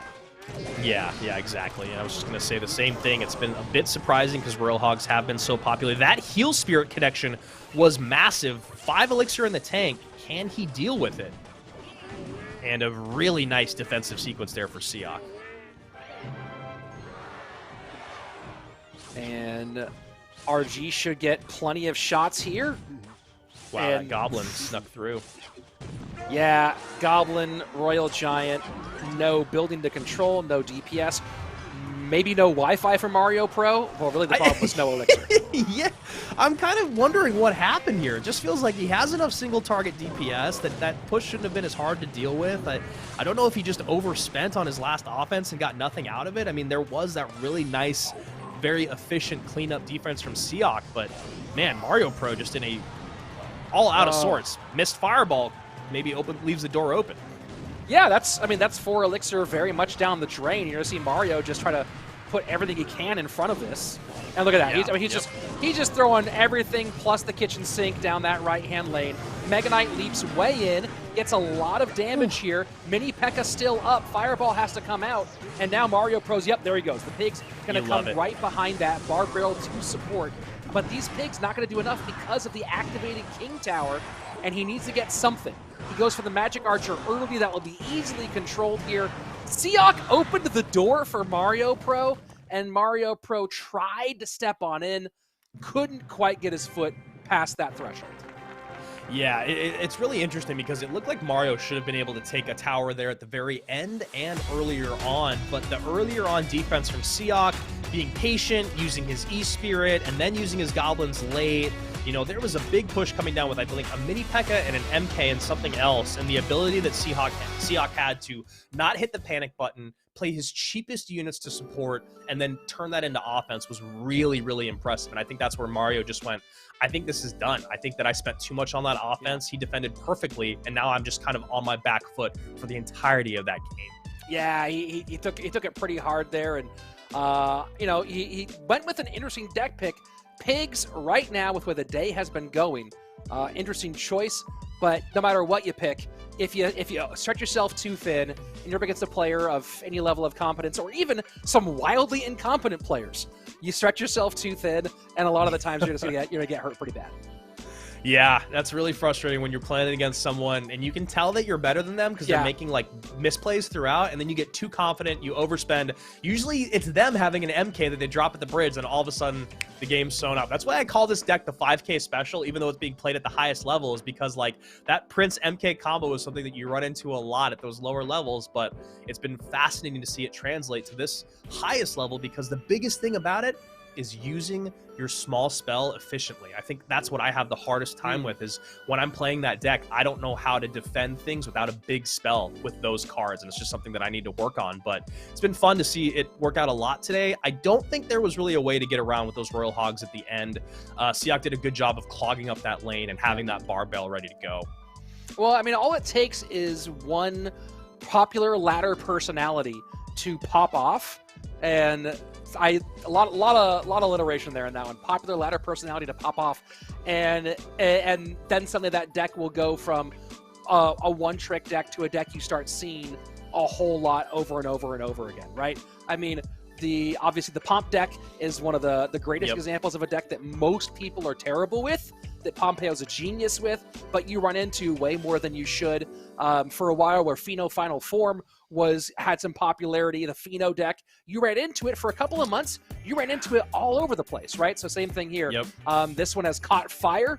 We'll see how long that burns as we go into our final match of the day. So far, now everybody has walked away with a win and $100 extra in their pocket. Can Betfist make this a star round, or will he be the only person to walk away with nothing but his entry ticket? Yeah, and that's tough for a guy that has been so dominant in his career in ladder play. You know, he's got some #1 finishes. Last month, he was number 22. You know, he's put in some CRL work. He's a guy that you expect a lot out of. He definitely doesn't want to walk away with just his qualifier money. Well, he has some I want work to see do. Demas play this deck that's been so popular, because he's a guy that's played, you know, basically a one-trick MK bandit deck for so long. It feels like this deck would be incredible for him. Well, let's go maybe check out his profile, see if he is playing it. And then if so, ask him, hey, Demas, friend link, please? How many likes for friend link? How many likes for friend link? Some of my favorite posts on Twitter. And Musketeer? No connection there. Late, though. Picked up nicely with the wall breakers, but damage in. Betfist decides to eat the wall breaker and instead focus on not overextending himself. And great timing there on the Ice Spirit. And a solid lead overall for the Expo Pro.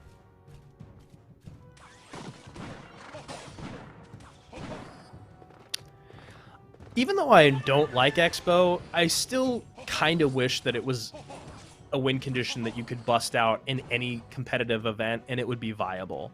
Whereas it feels like for the last couple years, we've talked about Expo and it's basically always been a, oh my gosh, will this work? And usually it doesn't. Yeah, exactly. Like, why is this happening? But it's just kind of a bummer. It's like, again, it's tough because I hate Expo and I don't want to run into it more, but I do think someone like Betfist, you should be rewarded for being like one of the best players in the world with a specific win condition.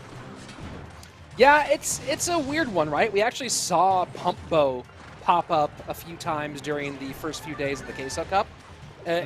Didn't do what you would have hoped if you're the Expo player, but had some good opportunities. Just they're between Expo being nerfed a little bit and the overall meta being so good at either killing Expos or picking up Expos.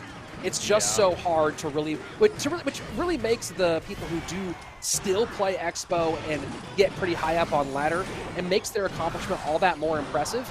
But then when you're talking about the top, you know, those top competitive players, top 30 or so, it's just unlikely you're going to get a lot of success with Expo in those situations. Yeah, because the other thing with Expo is, like, while these other decks, especially like the one Seahawk is playing, like, truly ramp up in double and triple, I don't think Expo has the same exponential ramp up that you get from decks like this. Yeah. So here we go, minute and 37 seconds remaining here in overtime in our final matchup, and still pretty close, even though Betfist does have the lead like he's had for most of the game. He's managing Elixir very, very well so far, but it's these last 90 seconds that matter so much, especially when you start seeing the Prince get its big pop on the Musketeer, the Mega Knight stack up way in the back, and that's just the scary part, right? Mega Knight in the back, you know there's about to be so much more Elixir on the board, and you have to just make sure that your micro is clean for the next chunk of time. And he misses one thing there, but it doesn't end up hurting him too much. Yeah. The Goblins came down a second late. But look at the damage from the drill there. Yeah, huge damage in for Betfist. Potential star frame incoming, with everyone cashing, getting at least one win here. 42 seconds I think left. that's actually a really great point that you made about, like, joining in these tournaments and they're spreading the wealth a little bit, because CRL notoriously does spread the wealth pretty well, but that not until you get into that top few, right? You got to get into that top few, or at least in the monthly qualifier, before you start to feel any of it. Yeah, and then you also have to hope that you don't pull some of those insane top pro matchups. Miner doing some work here. The pressure being put by Seahawk as much as he possibly can, but more than up to the task is Betfist. He just has so many great responses with the Goblins and the Ice Spirit and the Log, and that Musketeer is just living on the board. There's no way to get to her over and over and over other than Miner plus arrows, and that's just not going to do it. So Betfist is our final King of the Hill of the day, but it's only his first win on the day. So like you said, Rich, everyone walks away with some cash. It's an Oprah day here. You get a hundo. You get a hundo. You get a hundo. You get an outdated reference, right? It's just all over for everybody here. And you know what? I think that's the best way to end the day. If we weren't going to have someone just dominate the whole thing and run and get the $1,000, then having everyone get a little bit of the money, I think that's the way I really wanted to see this day end.